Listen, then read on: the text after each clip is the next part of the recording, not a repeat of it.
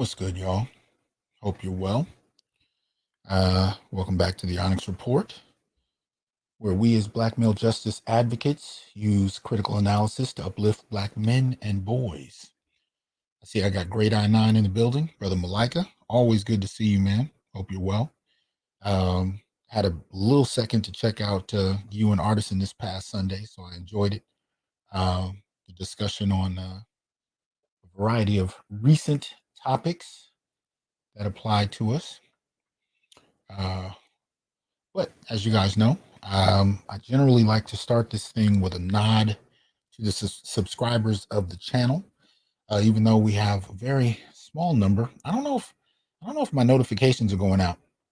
I've been doing a lot of drop-in lives on a daily basis, but this time I actually put the word out like 24 hours in advance on YouTube and Facebook, and I don't know if people are getting my notifications. So what's up, Barry?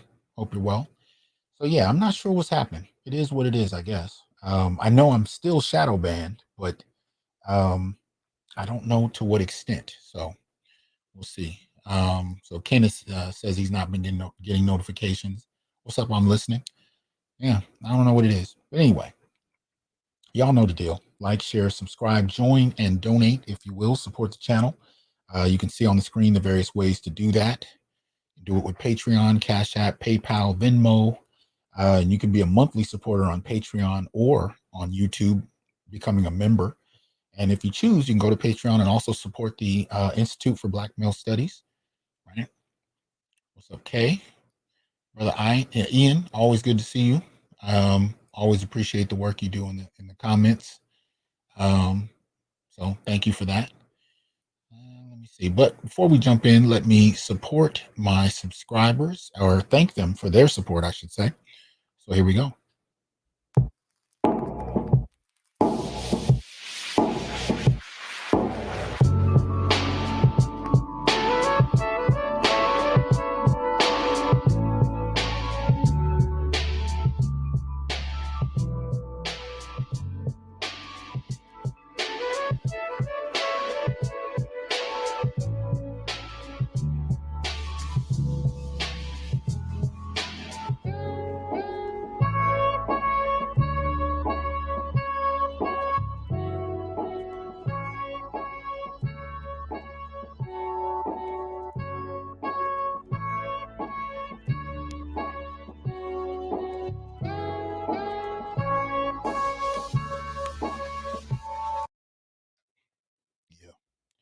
So shout out to my subscribers, and I hope that some of you will consider joining that group.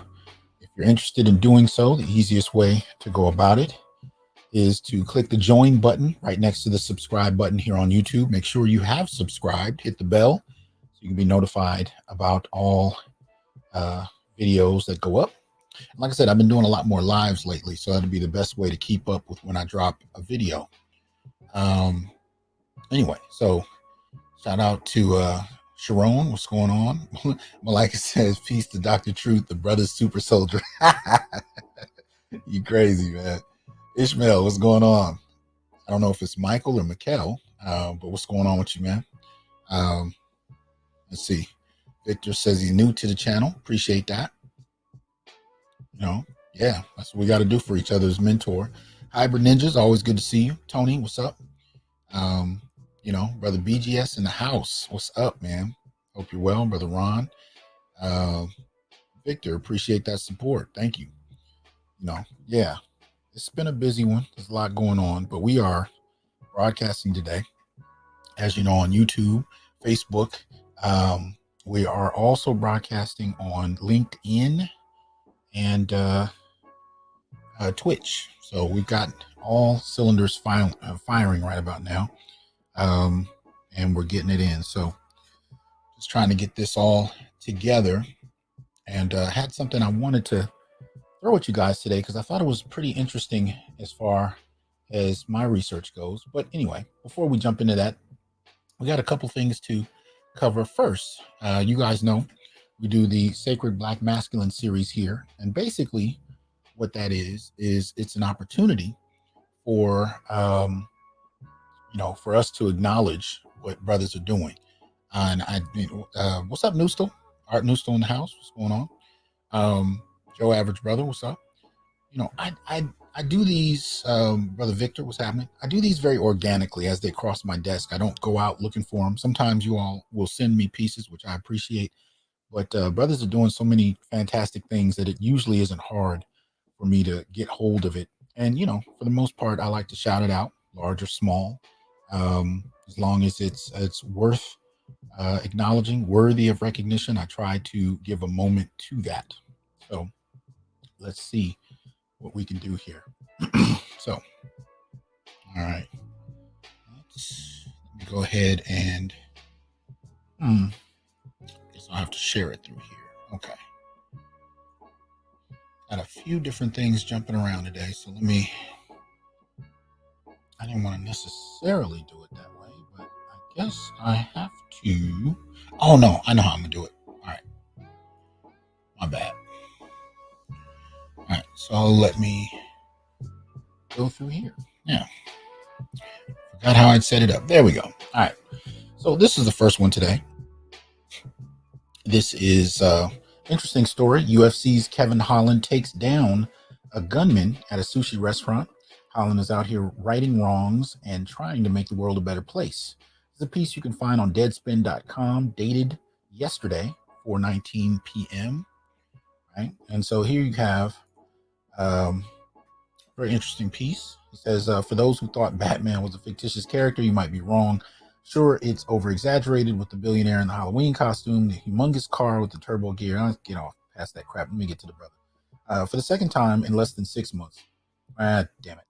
But a citizen with no superpowers, one exists. It's UFC fighter Kevin Holland. For the second time in less than 6 months, Holland has apprehended a wrongdoer. He and his friend Patrick Robinson were at a raw sushi restaurant in Houston on Monday night. A man allegedly pulled out a gun and shot into the air, causing the restaurant of about 40 to 50 people to panic. Robinson told ABC 13 that he and two other customers, one being a friend of his, rushed that person and were able to disarm him and take his bag away. Robinson did not say when interviewed who his friend was that charged the alleged shooter with him. Holland did, however, confirm on his Instagram story that he and Robinson went after the person and held him down until the police arrived and arrested him. One of the slides is captioned, "I'm drunk and I'm kung fu fighting."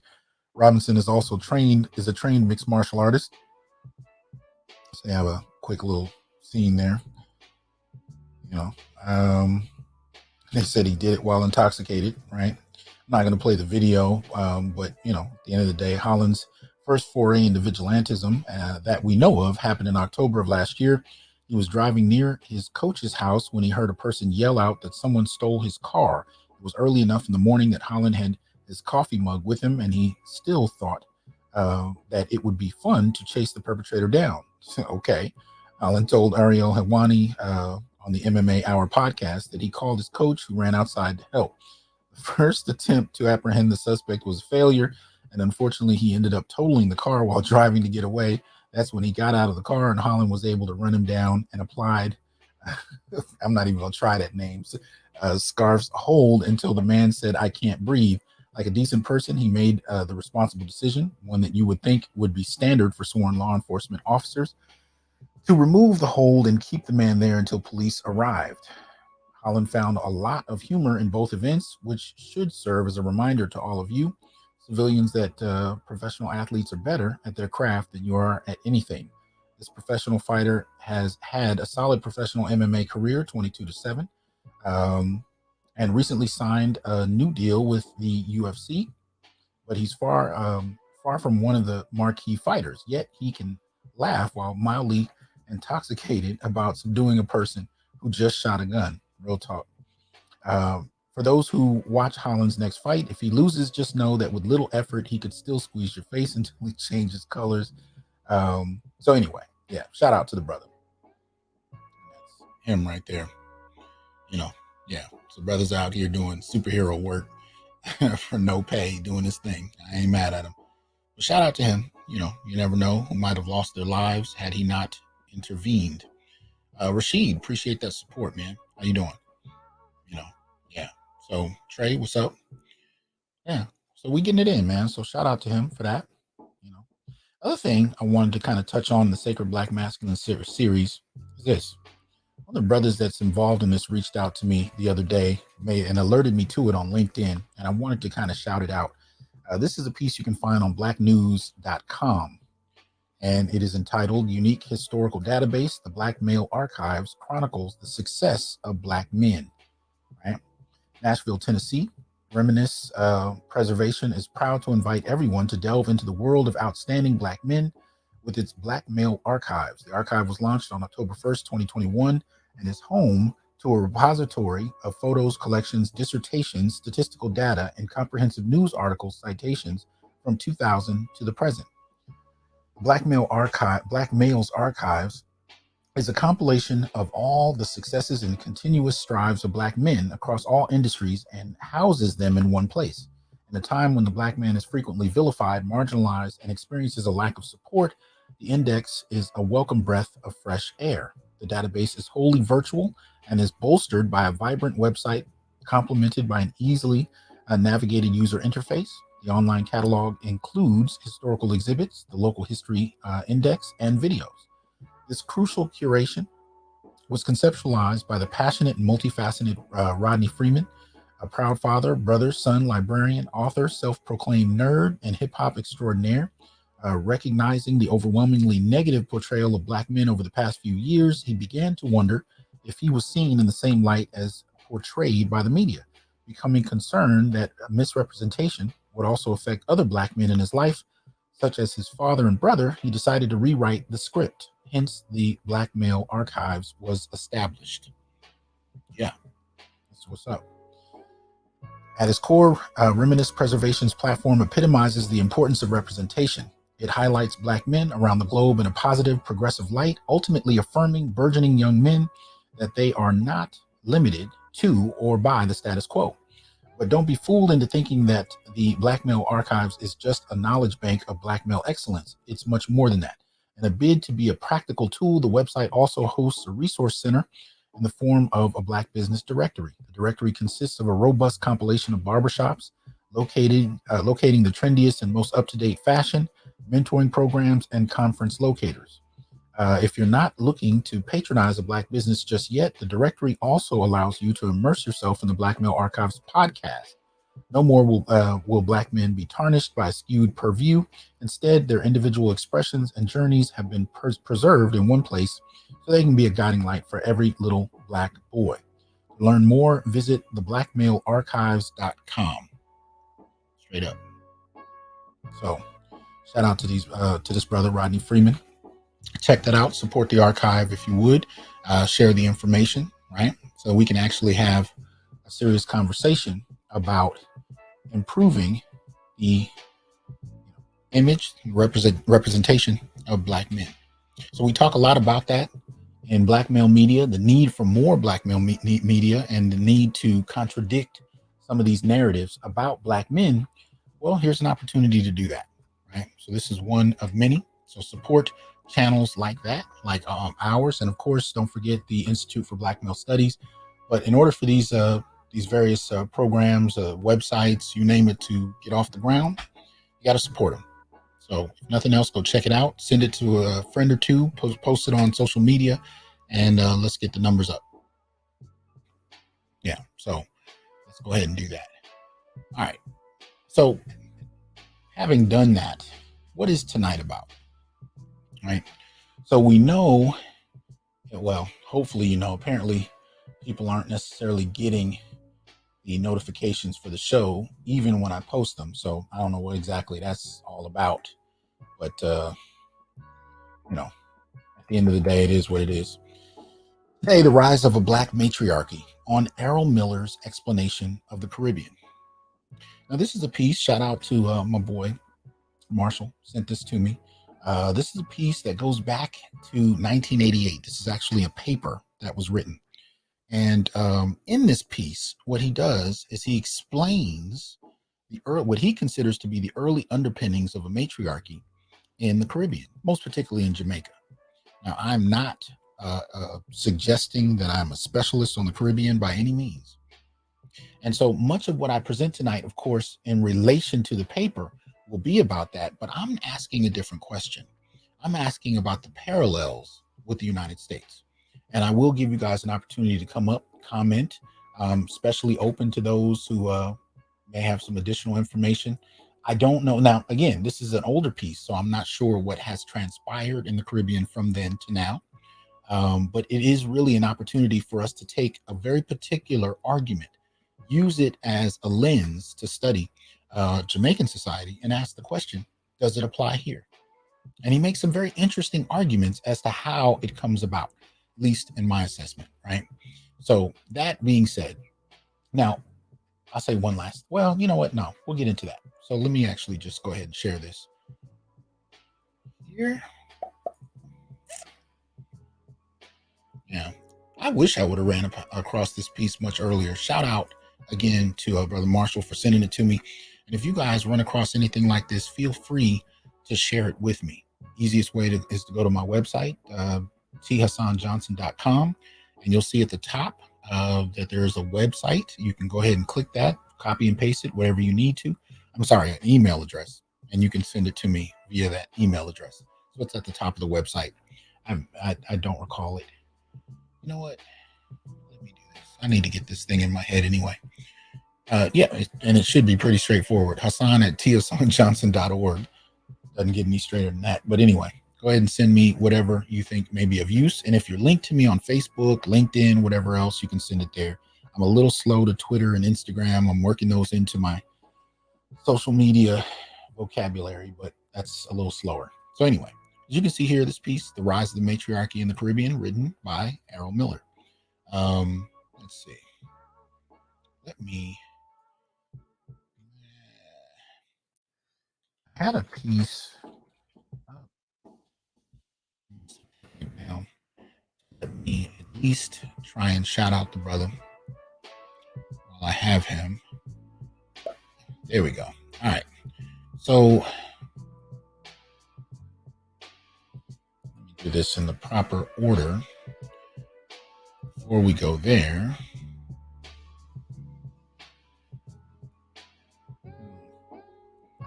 Okay.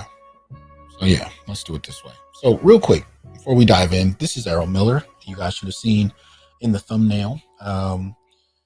Son of Percy and Joyce Miller, born in Kingston, Jamaica, has five brothers and five sisters.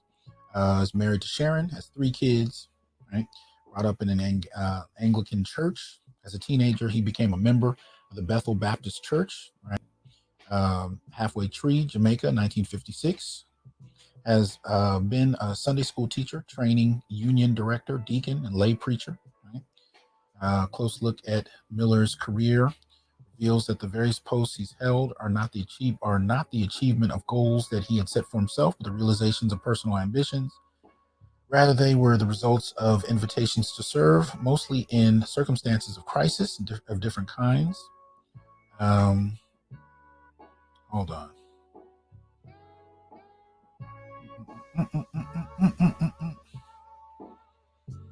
Okay, so I'll just go through the bottom portion real quick. So Miller has had a rather unique professional and public service career, which has given him almost a 360-degree exposure within the education enterprise. He's been a high school science teacher, university lecturer in science education, college principal, university professor, chancellor of University College, permanent secretary in the Ministry of Education, independent senator in the Parliament of Jamaica, president of the Teachers Association, chairman of the board of the State Broadcasting Corporation, chairman of the Electoral Commission of Jamaica, a researcher, an author, an international consultant, chairman or member of several school and college boards. By oscillating between activism and reflection, certainty and doubt, advocacy and introspection, he developed great respect for colleagues, came to recognize that even modest change requires enormous effort over a long time than is usually estimated. Realize that the best that one can do is to try to make a difference for good in one's time, to know that the greatest pitfall to avoid is to think that you are indispensable and to give God the glory for whatever was achieved. So that's who we're looking at in terms of the author of the piece we're examining tonight. Right? This is what we're looking at. So this brother writes this piece in 1988. 1988, Rise of Matriarchy in the Caribbean. And I'm just going to go over portions of it and hopefully talk to a few of you about it, because I think there's some important arguments in here that's interesting. So we got Jamaica SYSBM in the chat. He says Jamaica is a full-blown gynocracy. Wow. I've been to Jamaica, but I really didn't delve into the culture, the history, the politics. So again, I'm not speaking about contemporary Jamaica. I'm not even talking in depth about Jamaica. I'm only going through it in relation to the paper and asking the question, does this apply to America, to Black America most particularly? So, all right. So here we go. So he writes, the matrifocal family and kinship institutions characteristic of lower strata groups in Caribbean society are neither African survivals nor merely the legacy of New World slavery. These matrifocal forms are the product of domination/subordination, as it has been contested by men in Caribbean society, and the liberation of Caribbean women is an unintended consequence of this contest between men. Now that shit is deep right off the bat. And by the way, he's also author of this text here, Black Male Marginalization, or Marginalization of the Black Male, Insights from the Development of the Teaching Profession. And you'll see how he works that in. But this is a second edition of that book. You can check that out. But he starts out real strong. The matrifocal family, right? The family that's focused around the mother, right? He says that this is not something that comes as an African survival. And these are kind of the two things you tend to hear most when it comes down to the question of matriarchy. You either hear, especially from feminists, that it doesn't exist, or really all there is a patriarchy, or you hear from nationalists or other groups that any matriarchy has endured from African culture. These are the two kind of principal arguments you hear about this whole question of matriarchy in the Western Hemisphere as it pertains to people of African descent. Now, one of the things that caught me right off the bat is that Miller kind of sidestepped both of those by arguing that the early stages of a matriarchy already existed in the practice, and that it's not a product of Africa. It's not a retention. It's also referred to as an African retention, something that those who have been enslaved in the Western Hemisphere is still practicing as a connection to Africa. He says there is evidence to show that all the avenues of upward social mobility available through education open to the subordinate groups over the last 100 years have been shifted in favor of the females of the subordination groups, and that these educational advantages have been converted by women to occupational and income advantages. Again, he's talking about Jamaica in 1988. I would argue you could read this paper about the Black community in 2022, and there are select portions of it that would apply, just seamlessly. And I think the first two paragraphs somewhat do.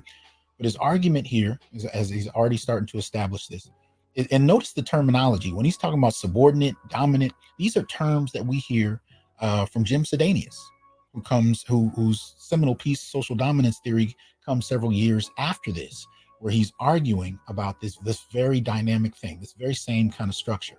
So in this way, Errol Miller and Jim Sedanius complement one another about the existence of, female priority ascendant policy in ways that adversely impact Black men. MLR, appreciate that generous support. Thank you, man. Hope you're well. Right. GG, what's going on? We got Green Gorilla in the chat. Of course, if you're not supporting the Green Gorilla channel, you are already making a mistake. Make sure you do. We got to keep it 100 in here. What's up, brother Marcus? Hope you're well. Y'all make sure you support him as well. Let's get it going. All right. So he continues. Smith, 1965, in describing the Jamaican society of 1960, stated that the small dominant section of the society was bilateral in the authority structure of the family, and that the middle classes were patriarchal in their family and kinship institutions, while the large lower strata were modally matriarchal. Smith's description of Jamaican society has been the standard description of Creole society in the Caribbean. right? And there's been a lot of that in the US too. There's been some differentiation on the role of the single mother, differentiated by class, middle class, working class, lower class, so on and so forth. Similar arguments made here. He continues, what are the origins of these varying forms of kinship and family institutions in the Caribbean? The general opinions have been that bilateral and patriarchal forms of the upper and middle strata have their origins in European forms adopted by these strata, while the matriarchal forms of the lower strata are either survivals of West African forms or the legacy of plantation slavery. Right? So all he's basically saying is what we've heard for the last few decades. When the question of patriarchy or matriarchy come up, the argument is that any Black patriarchy we see, and it's really not a formal Black patriarchy, especially in the US. I'm not talking about Jamaica. In the US, we've not had a formal, long-standing, structured patriarchy. But what we have been patriarchal practices here and there. And what he's saying is these have been often dismissed as Black men or Black groups trying to imitate Europeans, right? So to the extent that you can recognize the Black patriarchy, they've often been dismissed as Black men mimicking European forms, and any kind of matriarchal forms we assume we're told extend from Africa as a survival. Herskovits, and here he's talking about Melville Herskovits and his wife, in fact, I believe, 1941, position that the matriarchal forms of the lower strata are the results of African survivals in the Caribbean is open to serious questioning. All the African tribes that were brought to the Caribbean were patriarchal in tradition, even if some tribes were matrilineal and others patrilineal. So we know that matrilineal basically means that they trace the family line through the mother, right? That's different from matriarchy, where you have power centered on the women, most particularly the mothers. Same with patriarchy and patrilineal. Patriarchy speaks to, and he's going to define it a little earlier, but just put in very simplistic form, a structure of authority and power centered on the elder men, while patrilineality just speaks to tracing the family line through the father, right? Very appreciate that support. Thank you. All right. So anyway, so he continues. The main difference between matrilineal and patrilineal kinship institutions was whether the man exercised patriarchal authority in his capacity as father or maternal uncle, that is, patriarchal authority over his children or his sister's children. Fraser's position that the matriarchal forms owe their origin to slavery seems more credible precisely because it identifies the Caribbean experience as casual. But slavery in itself is not an explanation unless the exact processes involved are identified. Fraser's explanation, therefore, falls short in accounting for the continuation of these forms 150 years after the end of slavery. Roberts and Sinclair, 78, observed that family forms have not undergone any material change since emancipation, unlike many other aspects of the Jamaican society. A number of questions arise from these conclusions of sociologists and anthropologists studying the Caribbean. Are family forms unchanging and isolated features of Caribbean society? Are family and kinship institutions of the various strata mere survivals from the European and African roots of Caribbean Creole culture or from slavery? Or are they dynamically interrelated? If they are dynamically interrelated, what are the structures and processes which govern their interrelatedness? And what are the antecedents? Okay. Sometimes when I get a phone call, as a father, the first thing you got to process is whether or not your child is okay. But he in the next room, so I ain't answering that. Anyway, this article examines these issues and takes the position that family forms are not unchanging and isolated aspects of Caribbean society, and they are neither mere survivals of European or African forms. Rather, these family forms are manifestations of dynamic processes operative historically and currently in Caribbean society. Comparisons are made between Blacks in Jamaica and Indians in Trinidad to show that the matrifocal forms are themselves an effect of educational, employment, and income biases and not their cause. And that, y'all ain't even hearing me. Hold on one second. Y'all ain't hearing me. That was powerful, right? That was powerful. Comparisons are made between Blacks in Jamaica and Indians in Trinidad to show that the matrifocal forms are themselves an effect of educational, employment, and income biases and not their cause. So there's a couple things happening in these last couple paragraphs that I think are important to the next section, right? So basically, the argument is that patriarchy is not just mimicking European culture. Matriarchy is not a holdover from African culture, and that after slavery formally ends and Jamaicans are able to control and define their own cultural practices, we don't see a break. Sorry about that. So we don't see a shift back to an indigenous African form where he's saying that there would be opportunity for that. We see long-standing practices. And then to take it a step further, he's saying between Jamaicans and Indians, you see similar shifts to a matrifocal format because it's not based on Africa or Europe. It's actually based on the current educational, employment, and income practices. In other words, policy. And this is something, what's up, Micah? Appreciate that support, man. This is something I've been talking about for a while. The impact of policy on behavior in Black America and the way that that impacts gender dynamics. See, we talk about this stuff as if it's just these natural things that fall out of the sky. But what he's actually saying complements what I've been talking about for a while. He's saying, no, they're actually influenced by policy, essentially, but policy as it relates to education, employment, and income. So, definition of patriarchy and matriarchy. Patriarchy and matriarchy are not principally about family and kinship institutions, but rather have their social meaning principally in the basis on which society is organized. Patriarchy is the term conveniently used to describe society organized on the basis of kinship, gender, and age. Patriarchal society is one in which the basic unit of society is the kin group, the collective of blood-bonded individuals. This kin group can vary considerably in size and structure from the nuclear family to the extended family, the clan, the tribe, the caste, or the race. Within the collective of blood-bonded individuals, final authority is vested in the elder males, fathers. The elder males in whom final authority is vested are not only related by blood to all members of the kin group, but are bonded to them by a system of reciprocal rights, duties, and obligations. In a sense, the kin collective is a microcosm of the society as a whole. Elder males exercise authority over younger males and women whom they are required to provide for and protect. They exercise power in the kin group and the society, control and determine the mode of the means of production, enjoy high status and honor, are legitimated and justified by their belief system, and have their authority and position perpetuated by the culture. While there may be some argument about the universality of patriarchy since antiquity, there is no question that all peoples coming to the Caribbean after the 15th century and the Aboriginal population had developed strong patriarchal traditions by that time. While the exact brand of patriarchy may have varied from group to group, all were patriarchal. Interesting. Victor, appreciate that support. Says, how does education play a factor? Since we don't control education, I feel as though more of a kind of education is antithetical. Well, let's wait. Let's see how he uses education before we dismiss the concept. All right. So we continue.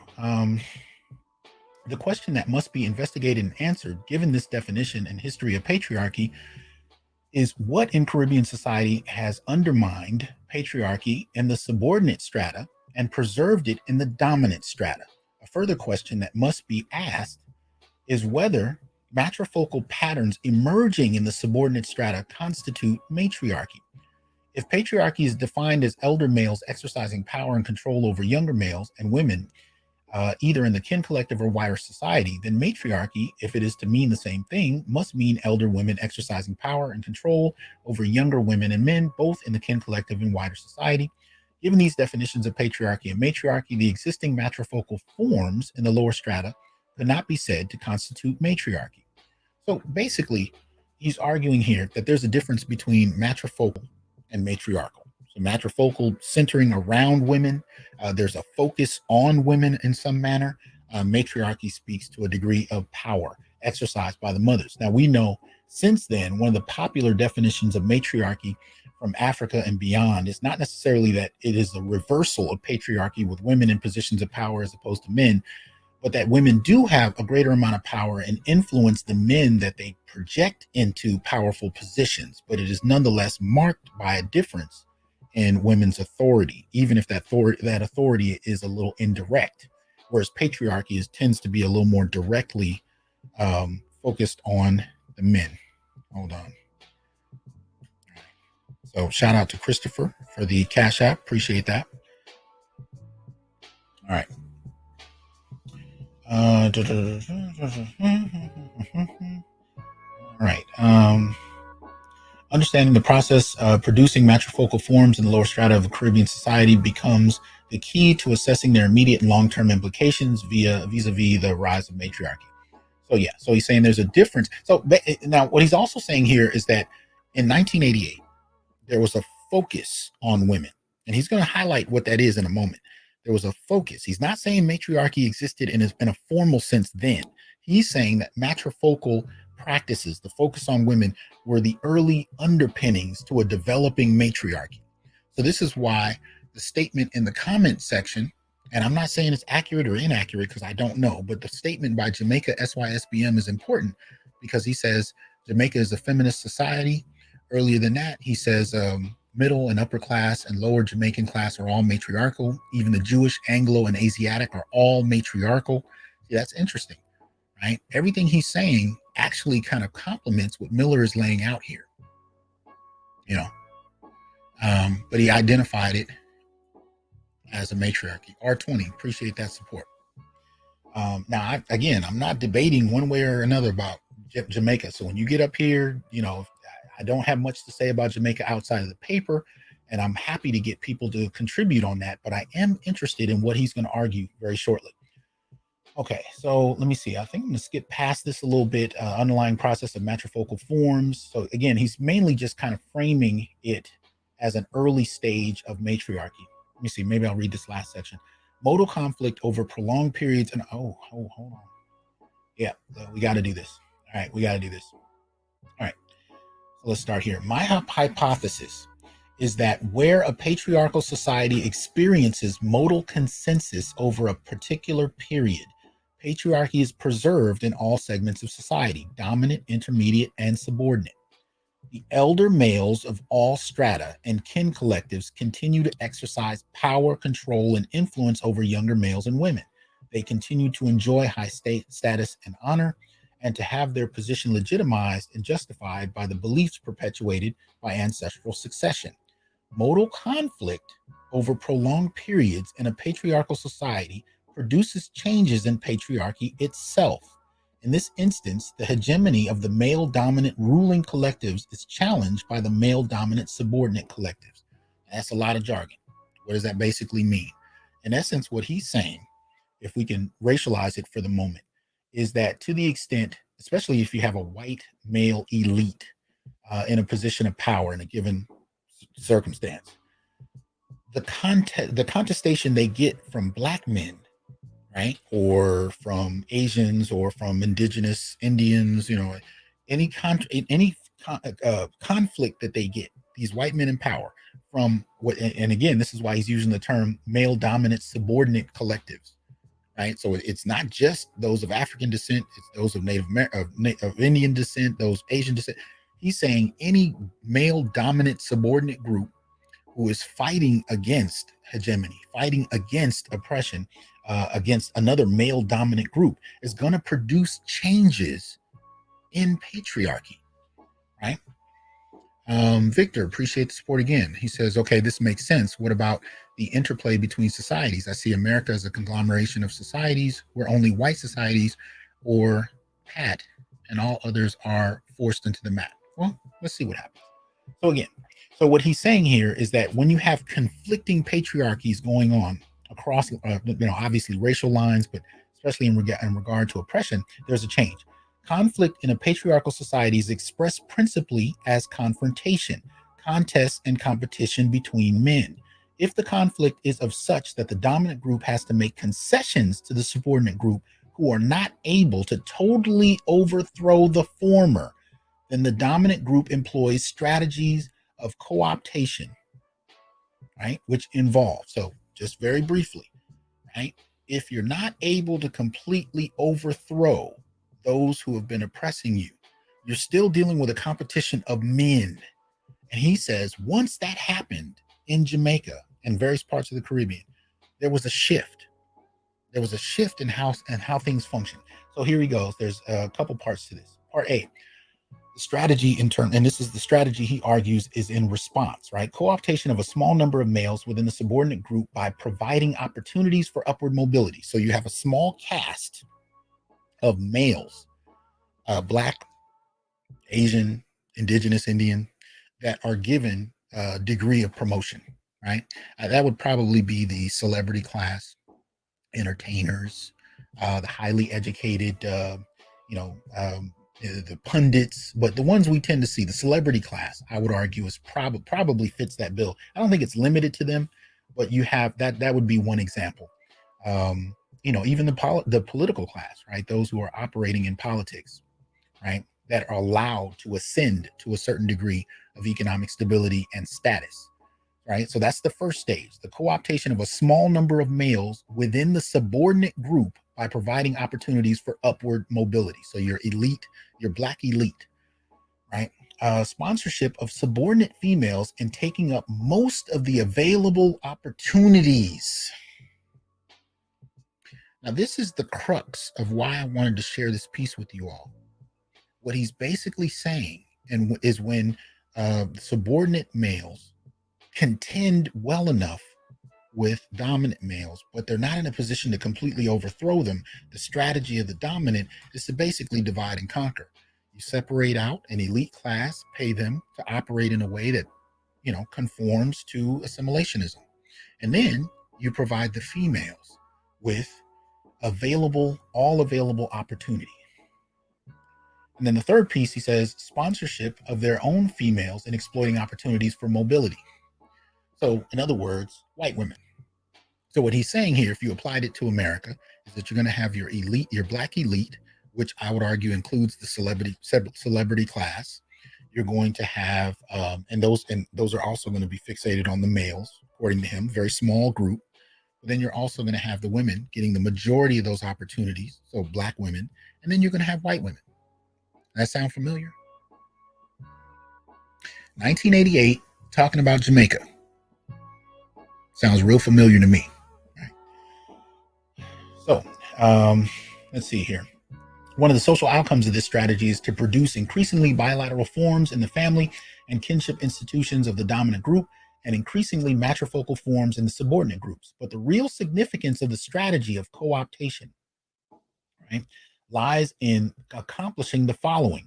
Number one, keeping the majority of the males in the subordinate group in their traditional places in society.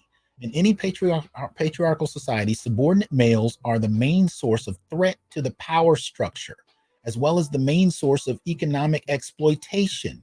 To permit major changes in the traditional place of subordinate males is to change the status quo fundamentally. Y'all don't hear me. Y'all don't hear me. That is deep. This is why it's definitely in line with Sedanius, because they're not saying that this is just what happened to this one group at this period of time. They're theorizing based on observable, researchable, tangible data, what has happened in a larger framework, and what tends to be more consistently the case when you have groups opposing one another for position, particularly those who are fighting against having been colonized or oppressed in some major form. So he's making the argument here that the outcome of this co-optation, this three-part co-optation strategy, is to first make sure the males remain in their traditional places. Now, if we again apply this to America, one of the traditional places you can tend to find males in regard to the power structure is incarcerated, right? 1 out of 3 Black men find themselves incarcerated at some point or connected to the prison industrial complex. 1 out of 10 tends to be incarcerated at a given time, and that doesn't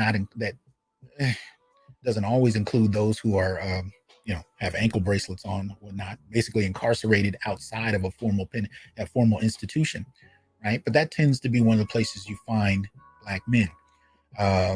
but also being economically exploited.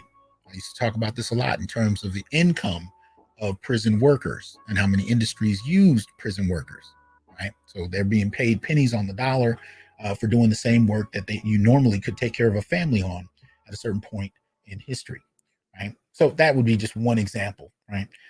So to permit major changes in the traditional place of subordinate males is to change the status quo fundamentally. Now that's going to become more important in a moment when he goes through some of the empirical data to highlight and base his argument. Number two, weakening the subordinate group so that the challenge to the dominant group is not sustained. In a patriarchal society, maleness is strength and femaleness weakness. Female-headed families, for example, represent a weak family structure compared to male-headed families. Given the biases of patriarchy, female providers should not be the equal of male providers. Right? By promoting subordinate females at the expense of their males, the dominant group is castrating the subordinate group, i.e., allowing the group to survive but be unable to continue to reproduce the challenge to the dominant group. Now, obviously, a lot of this language would change if this were written today. You know, as a woke culture, it is what it is. Notions of weak and strength would all be, kind of argued about. But I think what's important in this section is where he talks about the promoting of subordinate females at the expense of the males as a form of castration. But the biggest form that castration takes is in the reproduction of a response to oppression, a very particular type of response to oppression. This is what it goes back to an earlier section of the paper where he says the contention among patriarchies is confrontational, right? It's confrontational. It's not, meaning that it will get violent at certain points. Now, this is important because when we look at the nature of, say, recent activism, what we tend to find, it tends to be very protest-based. Protest-based, responses, in a nutshell, I mean, they're very class-oriented, very middle-class practices, but at the end of the day, they're aggressive asking. That's really what it is, especially when you combine it with media. It's aggressive asking that relies a great deal on shaming. In other words, it relies on white liberals to feel apologetic. A lot of that does. Now, if you take the economic component of it, where you have people also stop spending money, if you look at the bus boycotts, for example, in the 60s, that has an economic impact. But if it's strictly a matter of, marching and holding signs, that's a very aggressive form of asking, shaming, so on and so forth, that relies on white liberal support. What he's saying is that it's a very different practice when it's initiated by a patriarchal practice in response to a dominant patriarchal practice. Violence becomes an aspect of this. And he's saying that one of the strategies of being able to undermine a subordinate dominant male dominant group is to make sure they're not in a position of authority to replicate their philosophy and their ideology amongst their children. They can't pass that on because the power structure is shifted in the emphasis to emphasize the mother. Okay. Evidence in support of the hypothesis. To test the validity of the above hypothesis, it is necessary to identify a Caribbean society that operated in a modal conflict since emancipation, and secondly, to analyze the gender structure in the major channels of upward mobility open to the lower strata over this period. Jamaica fits the criterion of modal conflict, and education, particularly teacher education, high schooling, and university education, have been the major avenues of mobility that have at some time been open to the lower strata. Accordingly, an analysis will be made of the gender composition of these educational institutions in Jamaica, which should provide some evidence related to the hypothesis. Right? So the hypothesis is supported if it can be shown that educational institutions had predominantly males enrolled, but that in circumstances of challenges and conflict involving the dominant and subordinate groups, gender shifts took place which favored access of females, especially of the subordinate group. So let's look at some of the charts that he provides here. So table 1, gender of elementary school teachers, 1872 to 1985. Damn near a century worth of data. Now, one of the things he also points out is education was considered a respectable profession fairly status-oriented profession, one that was, for the most part, facilitated by men, right? Because it was associated with power, you know. So what you can see here on the left, you have males, on the right, you have females, and then he has the raw numbers here of actual elementary school teachers at that time, right? So you can see going on. So 1872, 460 males, 48 females, right? And let's skip down 1985, 1,280 males, 9,040 females, right? So he's starting to show, again, now this is not something, as far as the teachers are concerned, this is not this is not controlled by subordinate males. They're in positions of authority, but they're not in control of the system of education. Table 2, gender of teachers, college students, 1872 to 1985. And we'll just read the first and last as we did. For males, you had 98 teachers in 1872.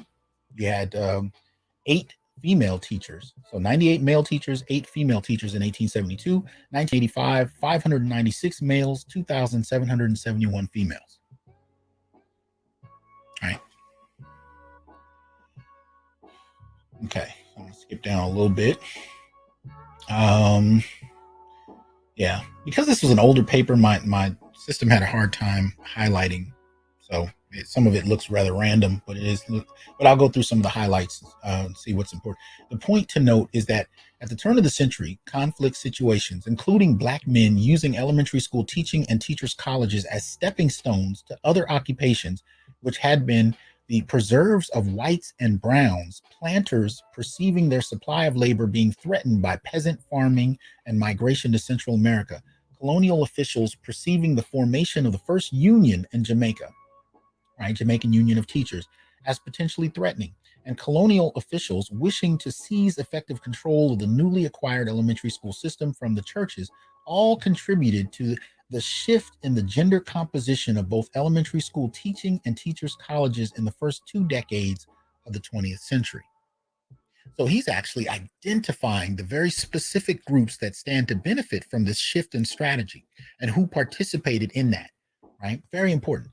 Hence, elementary school teaching, which was the major means of upward social mobility for the subordinate Black segment, and which in the period of church control had offered those opportunities mainly to males, upon the change to state control of the school system, now offered these same opportunities to women. This pattern not only continued in the colonial period in which white males were the dominant group, but also after the 1960s when Browns, Jews, Chinese, and other minority males replaced the British as the dominant group. Right? High school. Gender of high school students, 1879 to 1985. 1879, 549 males, 389 females. 1985, 22,875 males, 32,681 females. Interesting. Okay, let me see. Like I said, I don't want to read through the whole thing. This is a powerful piece, though. But let's skip through. All right. So socioeconomic background of boys and girls entering high schools in socioeconomic categories. You have unskilled, semi-skilled. See, I'm not going to go through these, but as I'm putting them on the screen, feel free to screen capture it, look at it more in depth if that's something that interests you. And when I invite you up, if there's a particular page you want me to go back to or chart, just let me know. I'm happy to share it. That is assuming that there are those of you interested in coming up and talking about this. Anyway. Let me see. Okay. All right. So let's see. Jamaican students, right, enrolled at UWI over the period 1960 to 87. 231 males in 1960, 195 females, 1,261 males in 1986, and 1,559 females. Right. So we're seeing the shift take place, and he's laying out this argument very well in terms of the data. And this is something that I think more people need to do. This is why, in many respects, Black male studies is very focused on empirical data. So we're not just making arguments out of nowhere based on feeling, based on what I saw with my cousin or my mother or what I heard about in a conversation in the hallway. It's based on data that we can observe and analyze and reflect upon. This is an important shift. So anyway, Jamaican students at UWI by faculty, right?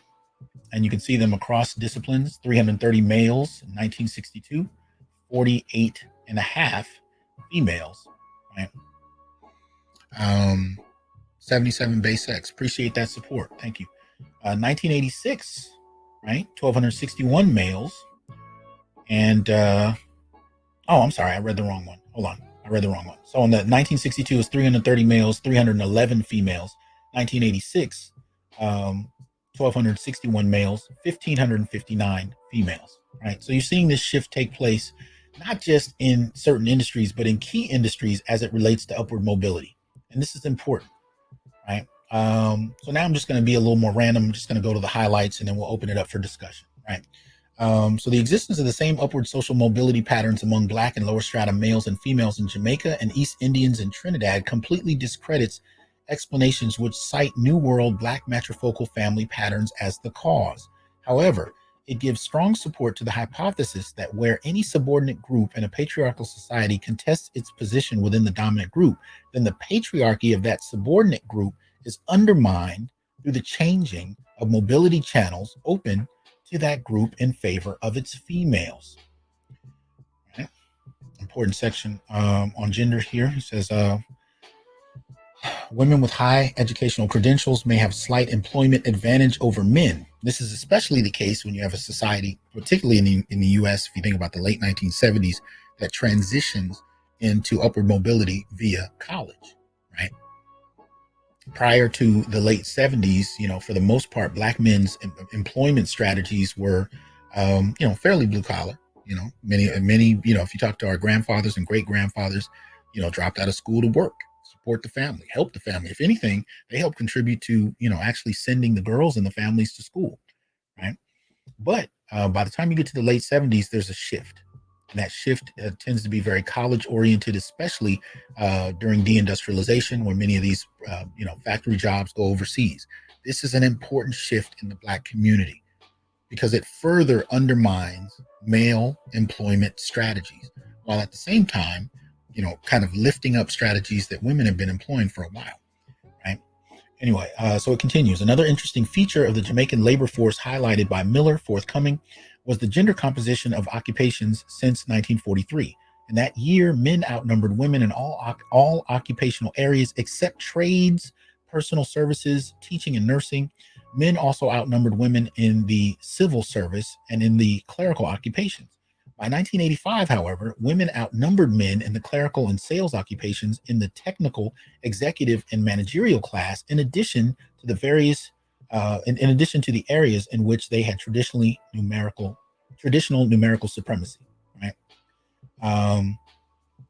Comparison of monthly real first income for men and women, right? 1979, male income at 108, right? Female income 155.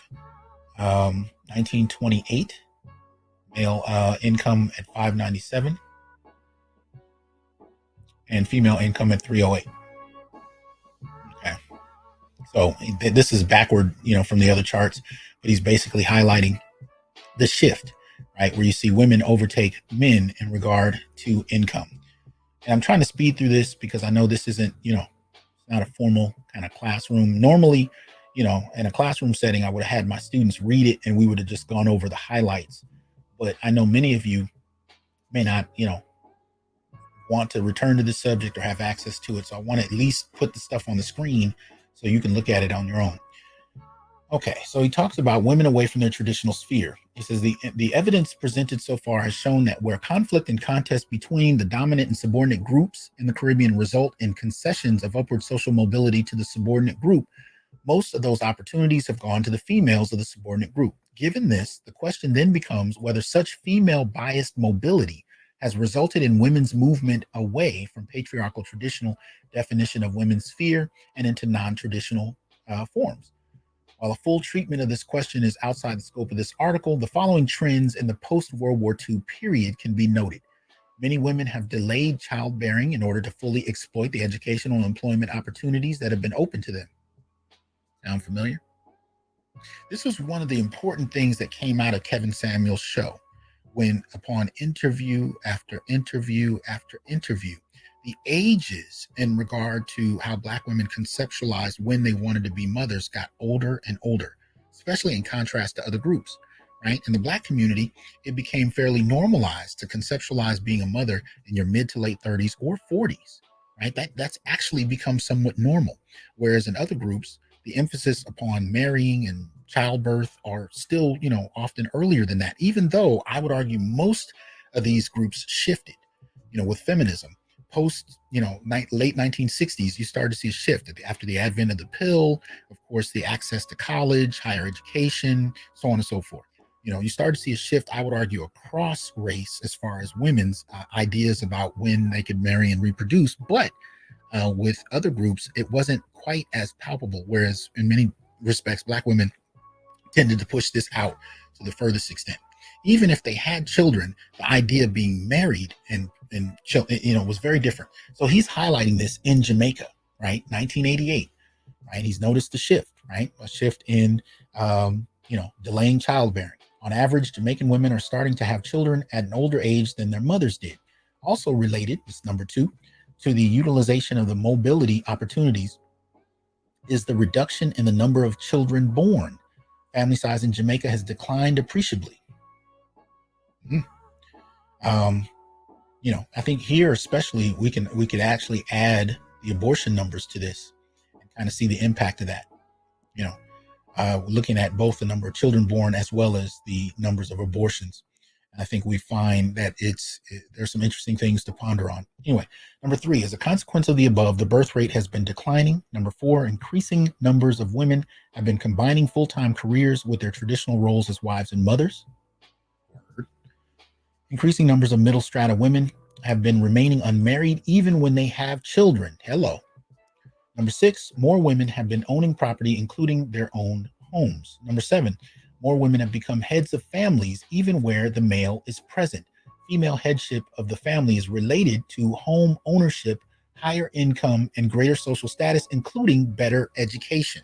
Now, this is why I was talking about what I call the Black Gynarchy family structure.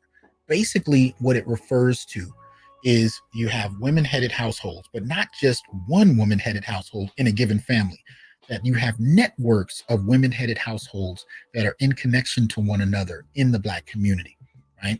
You have Big Mama, who's in control of the household, and often, Papa died putting her in that house. She still lives off his pension. She owns the house, but everybody refers to Big Mama because she's the head of the family.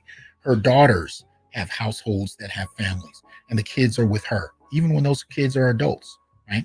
And so even when she dates, you're coming into a gynopathestal framework where she's in control of her household, her mother's in control of her household, her sisters are all in control, their aunts.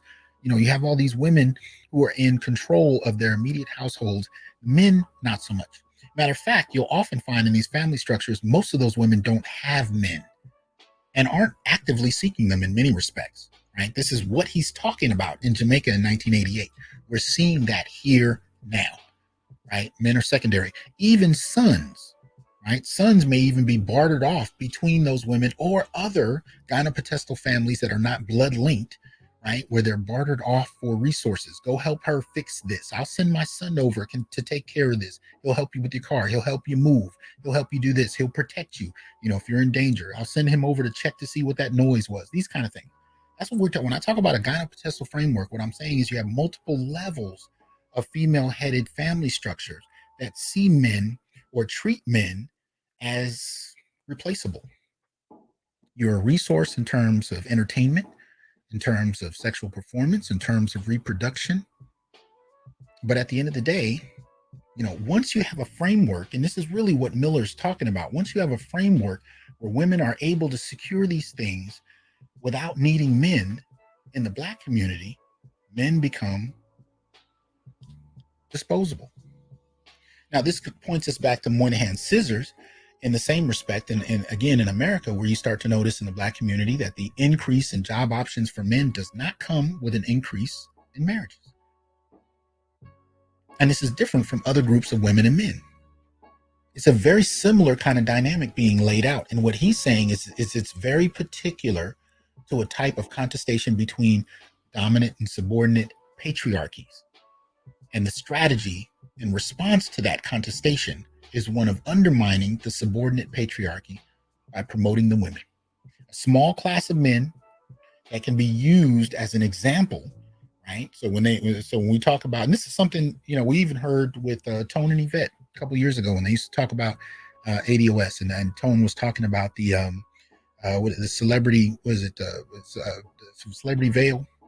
Forget the term he was using. I may not have gotten it right. Some of y'all in the chat might be able to help, right? But he would talk about, the celebrities trotted out to prove that Black folk had income, right? The television shows we got, and this is still the case. We do media analysis in my classes, and we watch television shows about what kind of places people live in, even with Black shows, right? You watch Black shows, these people are living in what amounts to $1 million homes, $1 million lofts. Yeah, thank you, Busy Mike, the Decadent Veil.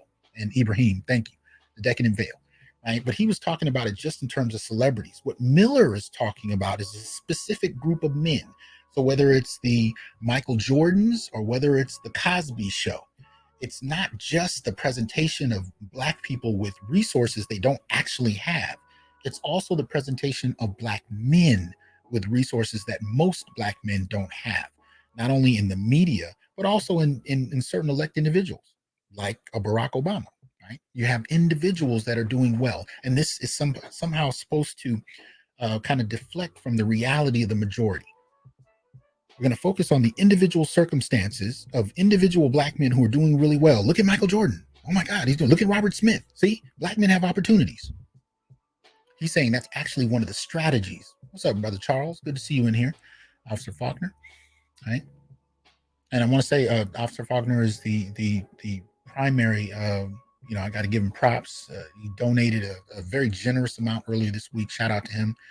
Definitely the supporter of the week. So much appreciated, sir. Right? But this is the dynamic. So the first step in that 3-part plan that Miller is talking about is to promote a small group of men and give them access, status. Right? Then from there, it's about advancing the women at the expense of the men. And this undermines the family being able to follow the direction that men laid out in their contestation with the dominant patriarchy, right? So he continues. Let me see. Female headship of the family is related to home ownership, higher income, great social status, including better education. Increased numbers of girls and women have been entering and performing well in science and mathematics subjects in schools and in science-based occupations in the labor force. Okay. These several trends can be collapsed to 2 basic tendencies. A, the progressive liberation of Caribbean women from traditional patriarchal definitions of women's roles, women's work, and women's sphere.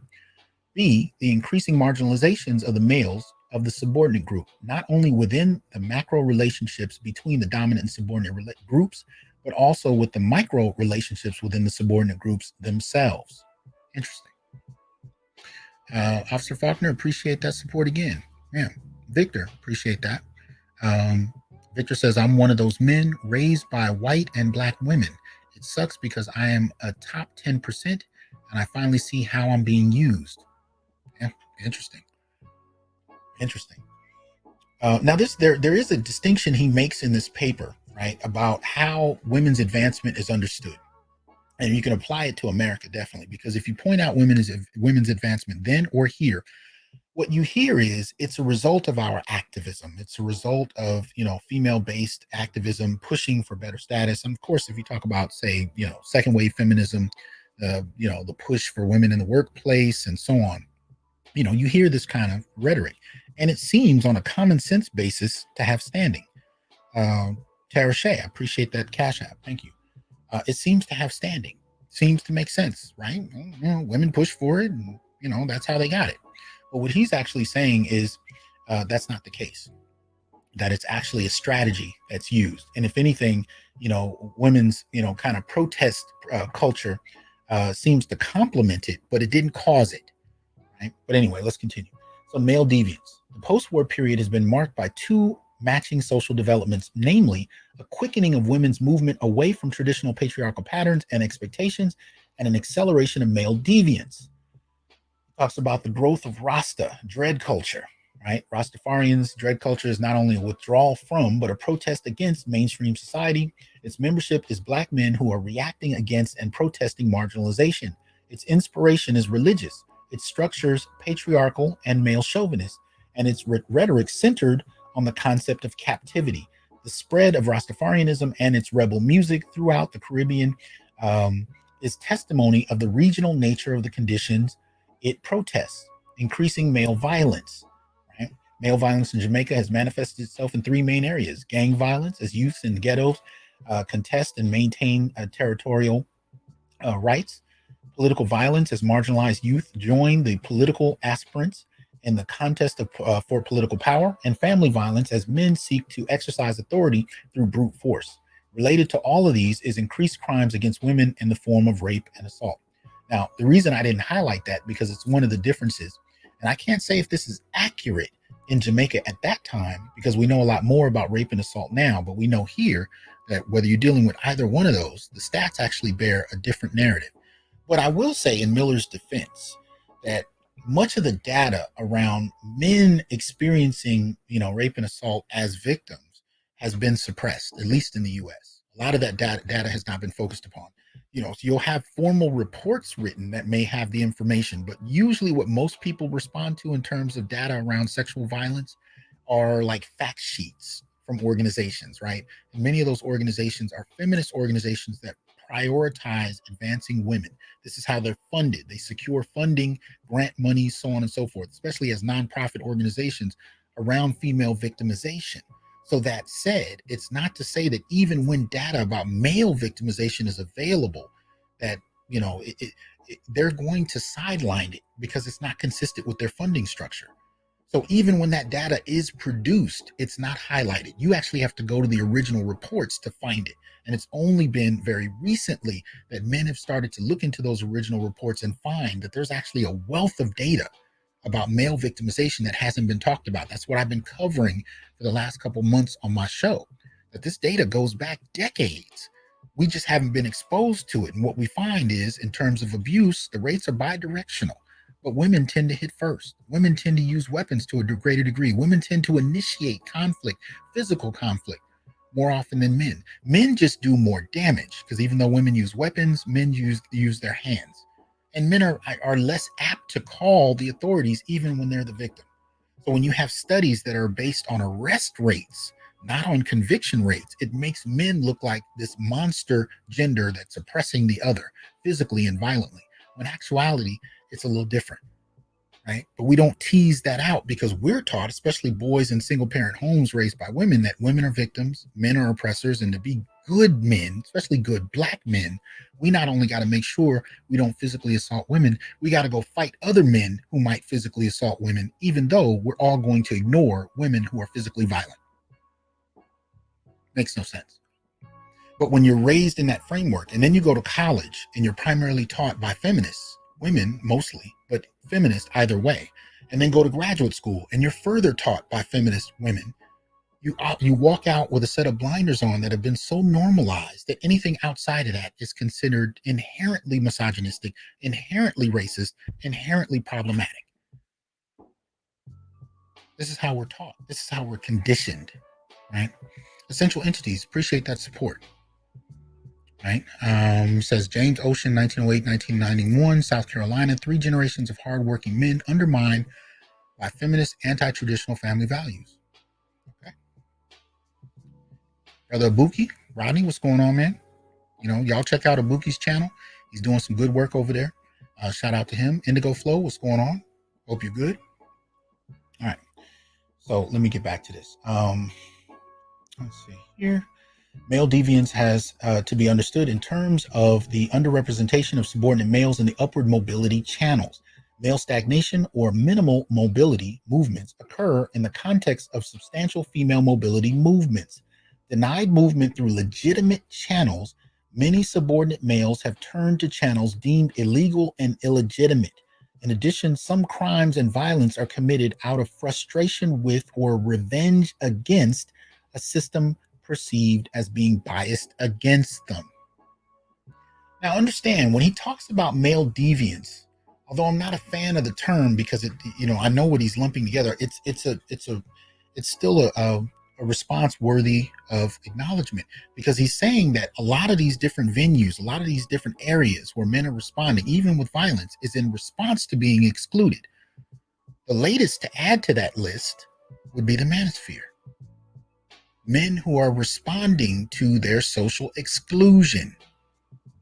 And although they're not necessarily committing physical acts of violence by the mainstream society, they're committing kind of value acts of violence, right? A value violence, because the things they're saying are so offensive and oppressive and problematic that we can't, people can't even hear it, right? Seizure of power by women. One can expect a feminist backlash to this information, since its basic conclusion is that women's liberation to date in the Caribbean has not been the direct outcome of women's assertive actions, but more the unintentional and indirect result of male conflict. But support for this conclusion is to be found in the observation that the Caribbean region represents the interesting paradox of the coexistence of the greatest degree of women's liberation anywhere in the world, including North America and Europe, with the absence of any organized militant feminist movement championing the cause of women. In other words, the areas of the world in which the cause of women has been championed most are not the areas in which the feminist women have moved away most from traditional patriarchal forms. Hence, there must be some process producing the liberation of women in the Caribbean other than their own militant action. The position taken here is that while male conflict has produced women's liberation in matrifocal forms in the subordinate groups of Caribbean society, the rise of matriarchy in the Caribbean will result from the deliberate and intentional actions of women.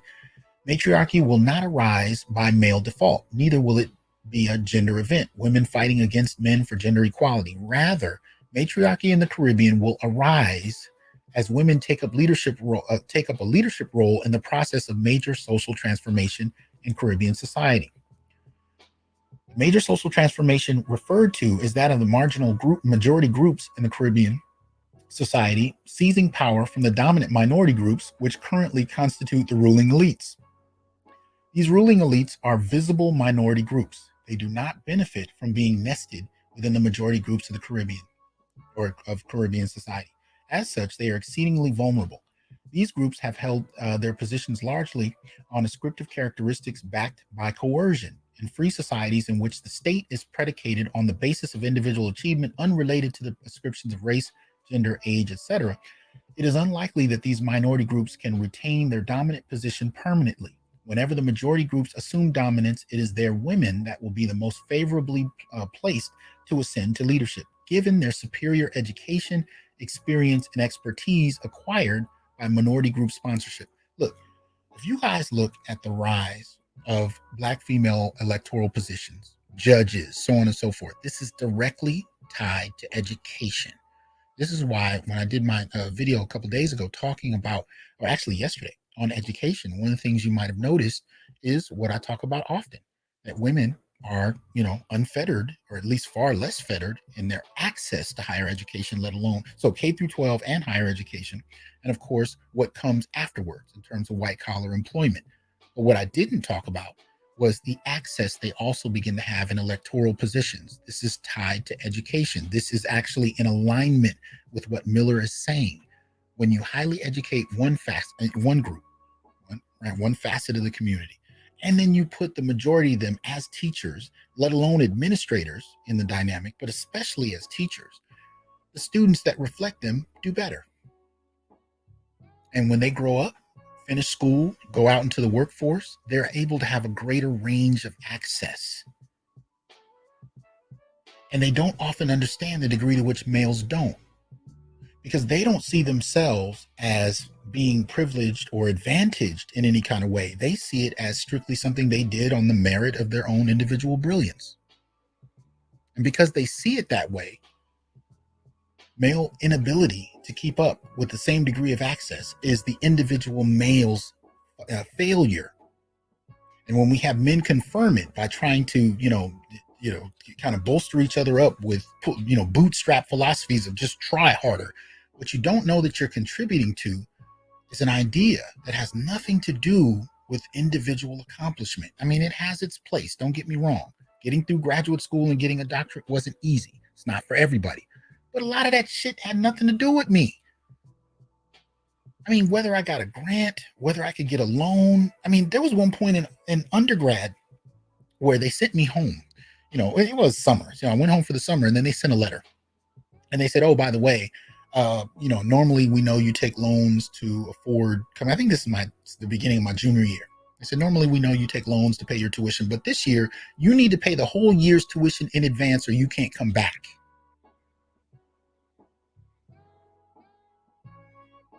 I didn't have any money for that. That could have very well been the end of my college career, just over that. Now, obviously, I made it through, and a lot of that was because I was at a really inexpensive Cal State University school. My mother, even though we were poor, we rallied the funds together, got it together. And I think they gave us, I think they retroactively, paid us back in the loans, and I was able to whatever. But the point I'm making is those little hiccups and bumps, they don't tend to work well when you come out of a poor environment. But as a male in a K through 12 system, if you haven't been able to benefit and do well enough in reading, math, and science, most particularly, you're not even in a situation where you're going to deal with those bumps that I just explained at the college level. You're not even in the terrain. If you're 6 to 8 years in a community college with no AA degree, you're in a whole different situation, right? So this is kind of what that's referring to.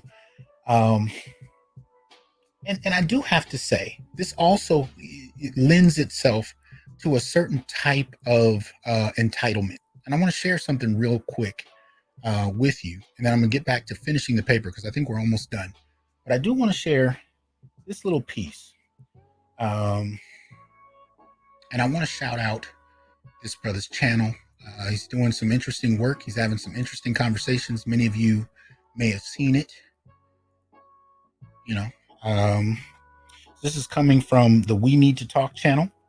And I'm only going to play a minute of this, fair use, where he talks about in this interview, or actually I should say the woman he's interviewing makes a statement that I think is really interesting and needs to be kind of paid attention to. Because it definitely relates to what I've been saying about the impact of having female ascendant policy. So let's check that out. We want to elevate ourselves and our men don't want to elevate themselves, then where does that leave us? Lonely, alone. But if I hate that men just take it so like especially when B. Simone had came out and she was on like, I don't want no 9-to-5 man. I want someone who's an entrepreneur. I want a boss. And it was like, why? And men were so rah about it, like, hey man, don't nobody want her anyway. But why isn't that y'all telling men if y'all want her, then that's what y'all need to do? At the end of the day, why wouldn't you want to uplift yourself to be on some type of level that they want? Because clearly, you want her. So how are you complaining? Because that's what she desires, or that's what she expects for herself. Because for herself, that's what she's doing. It's different if there's women out here who really ain't doing nothing. Like, you know what I'm saying? They're not even chasing no goals, no dreams, no nothing. They just walking around Walmart and a warehouse. I want a man with 6 figures and a Birkin bag. How? But those exist too. And I would say this. Well, of course. Most of the women who want the man, the 1% men, are the women you just described. Really? Absolutely. That's interesting. What? Mm-hmm. Yeah. What the reason I shared that, and shout out again to him, support the We Need to Talk channel on YouTube. Very interesting work, very good work. Interviews are compelling, right? And he has people coming out the mouth saying some really off the wall kind of stuff, and he lets them say it, which is the point in many respects. But anyway, the reason I played that is because you could hear the entitlement in her voice, completely oblivious that Black men and women live different realities. This is why I call it the Black male dual economy, right? What Miller is framing is the Black male dual economy in Jamaica circa 1988. It's the same thing. But by playing her, you can hear the degree to which many Black women are completely oblivious to the differences in our realities. Remember how she started out? If Black men don't want to elevate themselves the way we're elevating ourselves, well, how did you when you really get to the core of how did you, quote unquote, elevate yourself? Well, when you start looking at what they mean by elevation, it tends to rely on the same systems of access that Miller is talking about.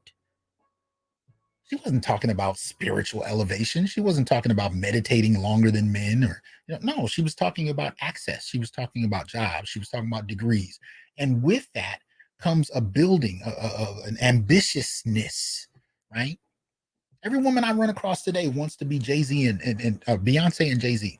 And to the extent that they're interested in finding a man, they want a business partner who's going to be a baller and a G. And she wants to be a bad bitch baller. This narrative is so consistent because they're being programmed with it. Not only programmed with access, but programmed with ambition, but not realizing that all of that ambition and access is tied together in a strategic response that is designed to undermine and underdevelop Black men specifically and unapologetically. It's part of the strategy.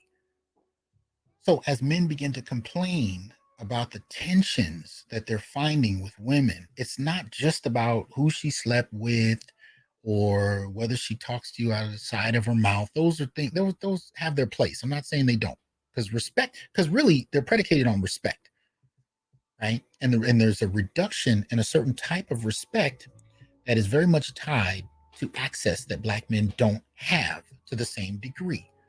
But beyond the respect framework, her ties in terms of looking for ambitious men that can complement her career goals, she does not, in most situations, relate that to structural opportunities that are gender biased in her favor. Again, Black men that don't achieve are just failures. This is not a product of policy in her mind. So, and this is one of the reasons I'm so interested in this paper, because he's highlighting, basically he's framing what many of us have been trying to describe. It's almost like you guys have heard that statement made about 6 men or 6 people in a room with blindfolds on trying to describe an elephant, and they're all standing in different positions. What Miller has done here, which is similar to Sedanius, which is similar to Tommy Curry, which is similar to William Smith and a number of other brothers, is he's actually showed you an image of an elephant and explained what it is. That's the difference. So as opposed to us trying to figure out what animal we're standing in front of, you have these brothers that have already framed it. And now, instead of trying to figure out what animal we're dealing with, we can actually compare the state of affairs in 1988 with 1991, with 2018, with 2022. We can compare the analyses that many of these brothers came up with to have a structural understanding of Black male underdevelopment and the Black male dual economy. So we're not basing it on opinion, frustration. We're taking that to a whole nother level by understanding this over time. That's why one of the other aspects of this paper that's so goddamn important is that he went back to the 1870s to show you the change over the course of a century. So when people want to dismiss what we're talking about as, oh, wait, who hurt you? No, this is way beyond who hurt you. For some of you, that may have been what got you in the conversation, but there's a question to be answered about why this is so different. What happens is so different. How you can be a male in a family full of women and notice a difference and not be able to explain it. You don't have the vocabulary. You can't find the words to quite make it make sense. And when you try to, you fail, and people dismiss what you're saying, not only because you don't have the vocabulary, but you don't have their vocabulary. And if you don't have their vocabulary, you're doubly wrong. You see what I'm saying? No one appreciate that support. He says the matriarchal network is support by barrel culture among the women, which support single mothers in their family and other families members, immigrant women sending barrels, items, money home to women. Hey, that's an international dimension to it I haven't even looked at. All right, so let's continue. Let's see. The scenario for the rise of matriarchy in the Caribbean, using Jamaica as example, is set as follows. Minority males, brown, Chinese, Jewish, and Lebanese, who had been previously been sponsored into the intermediate strata of Jamaican society, joined in coalitions with Black males and successfully seized power from the British. These minority males, by virtue of their superior education, experience, and expertise gained through British tutelage and sponsorship, assumed the dominant positions in post-World War II Jamaican society on considerations of pragmatism and merit.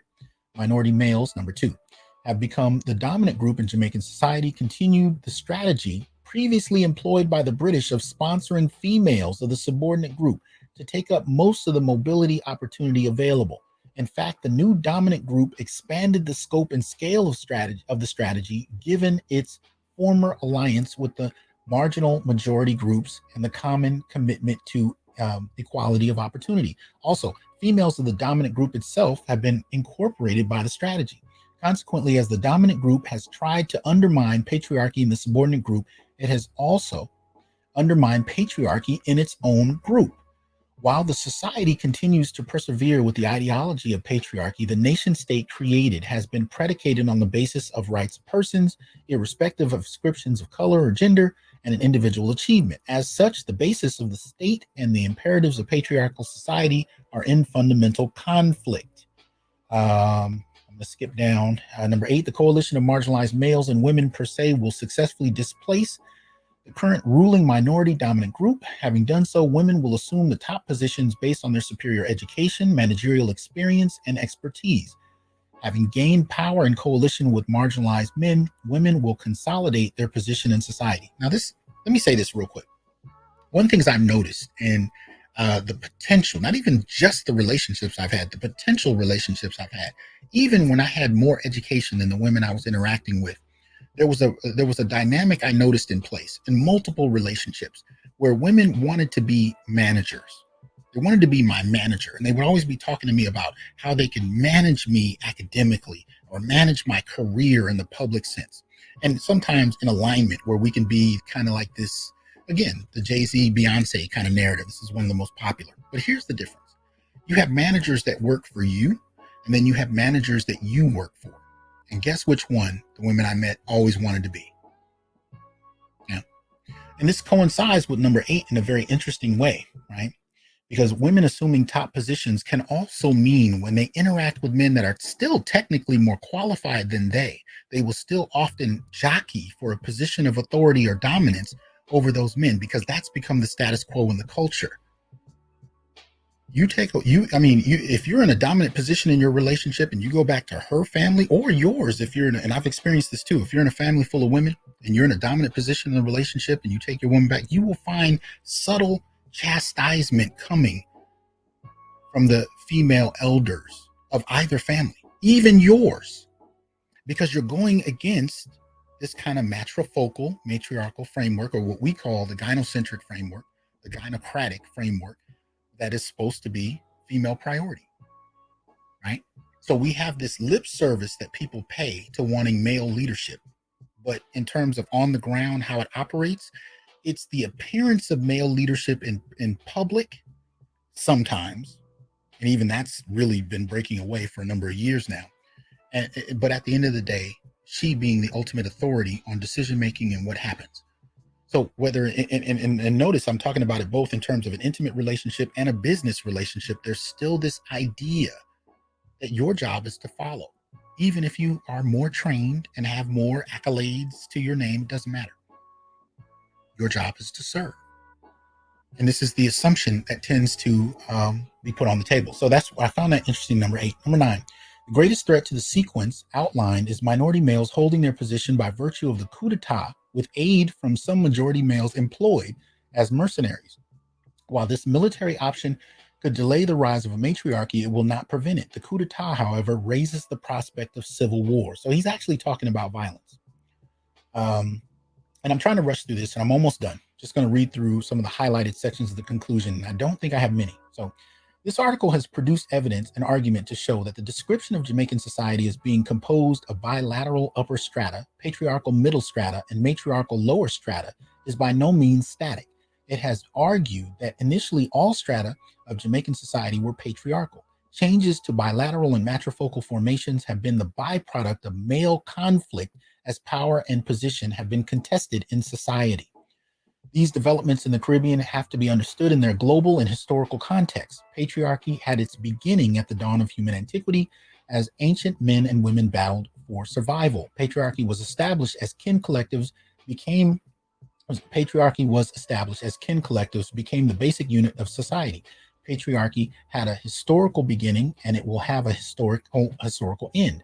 The end of patriarchy has already begun in the Caribbean. Matriarchy, patriarchy's antithesis, is a stage in the end of patriarchy. Now, jargon aside, this is something that we've heard in Dr. Curry's work as well, right? What we're identifying as matriarchy is not necessarily just the antithesis of patriarchy. It is the final stage of patriarchy. And maybe not final, but it is one of the developmental stages in patriarchy itself.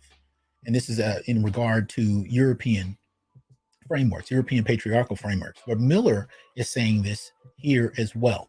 But he's saying that, even though in Europe it may develop organically on its own, amongst those who are experiencing this on the other side of a battle with European peoples and cultures and so on and so forth, it is a product of strategy, war strategy imposed by Europe. So to that end, whereas matriarchy may be the organic end stage for white patriarchy, matriarchy is the end stage for black patriarchy by assault. BMC Cray, I appreciate that support. So it's interesting to see that. Women's power in society will replace men's power. Oh, I'm sorry. Let me back up. Women's power in society will replace men's power in society before gender as a fundamental principle on which society is organized is abolished. This is as it should be, since equality is best appreciated and understood when both sides experience the full range of the experience of inequality. End of paper. So I'm going to drop the link, and anybody who is interested in coming up may do so. Go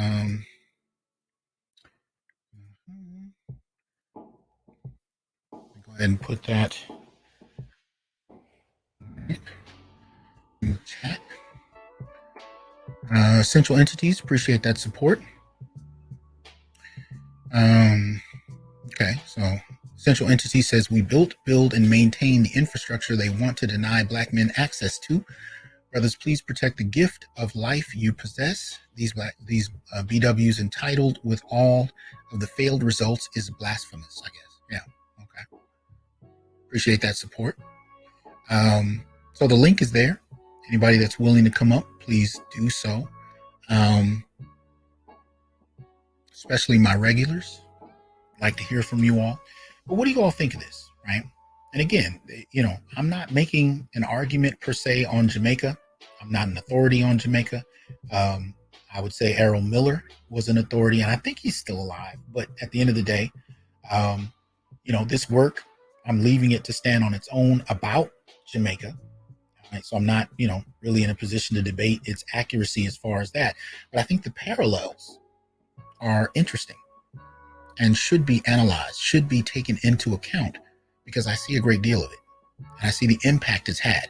And one of the things I like that he alludes to is the extent to which these shifts in access affect behavior, right? Affect how people interpret and develop their own worldviews, interpret phenomena, so on and so forth. I think what's important about this is the impact of what this does over generations. And I've been saying this for the longest. Awaken Mind, appreciate that support.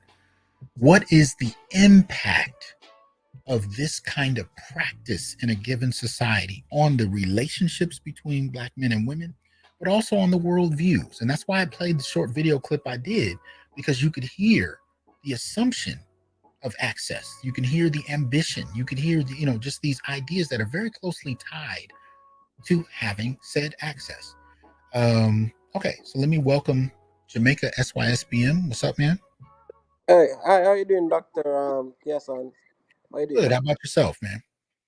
Right. I just want to say that I'm in a full agreement with your discourse and the paper written by my fellow Jamaican, Professor Errol Miller. Okay. In Jamaica today, we have feminism. They still continue to push for more women in the workplace with the neglect of the black male. We kill more black males in Jamaica than in Black America based on population density. And no uproar from the black females about our condition. They don't care about educating black males. All they care about is female empowerment. And this is leading the society straight down to MGTOW, where men just don't care about family structure anymore. We Mm-hmm. don't care. So I am 34, and I don't have children, and I particularly don't want to have a relationship with the feminist women of this country, because all they see black men as the utility. A person them to university to pay their school fees, to help them buy a house, to help them buy a car. They don't care about you as a black male. They see the white male, the Chinese male, the Chinese man, the Indian man as more valuable Mm-hmm. to society than a black man. So I don't care anymore. So if you could tell us a little bit about the state of black males in Jamaica. Tell us a little bit more about where they are. Well, currently we have a large population of males who can't read. They are below the grade 5 level reading, and these males are the ones that contribute to a lot of violence in society, Mm-hmm. because their frustration is being exacted upon their fellow men and the wider society. And we know the problem. Countless anthropologists have highlighted the issue, but the said patriarchy of minority males do not want to see a black male patriarchy rise. Yeah. What they want to see is to maintain a status quo. And it's no different than what black American men are experiencing in America right now with the white male patriarchy. There's no Mm, the same thing. okay. Okay. That's interesting. See, and I never wanted to suggest that it wasn't happening in Jamaica. That's just not my area. So I'm really grateful that you came up to kind of give some detail to that, because I wasn't sure where things were. Let me also welcome Man Friday, Ian, uh, and of course the good brother BGS. Good to have you up here, man. Salute Dr. Johnson. Salute BGS, Ian, and Well, SYS. What's I'm good? What's good?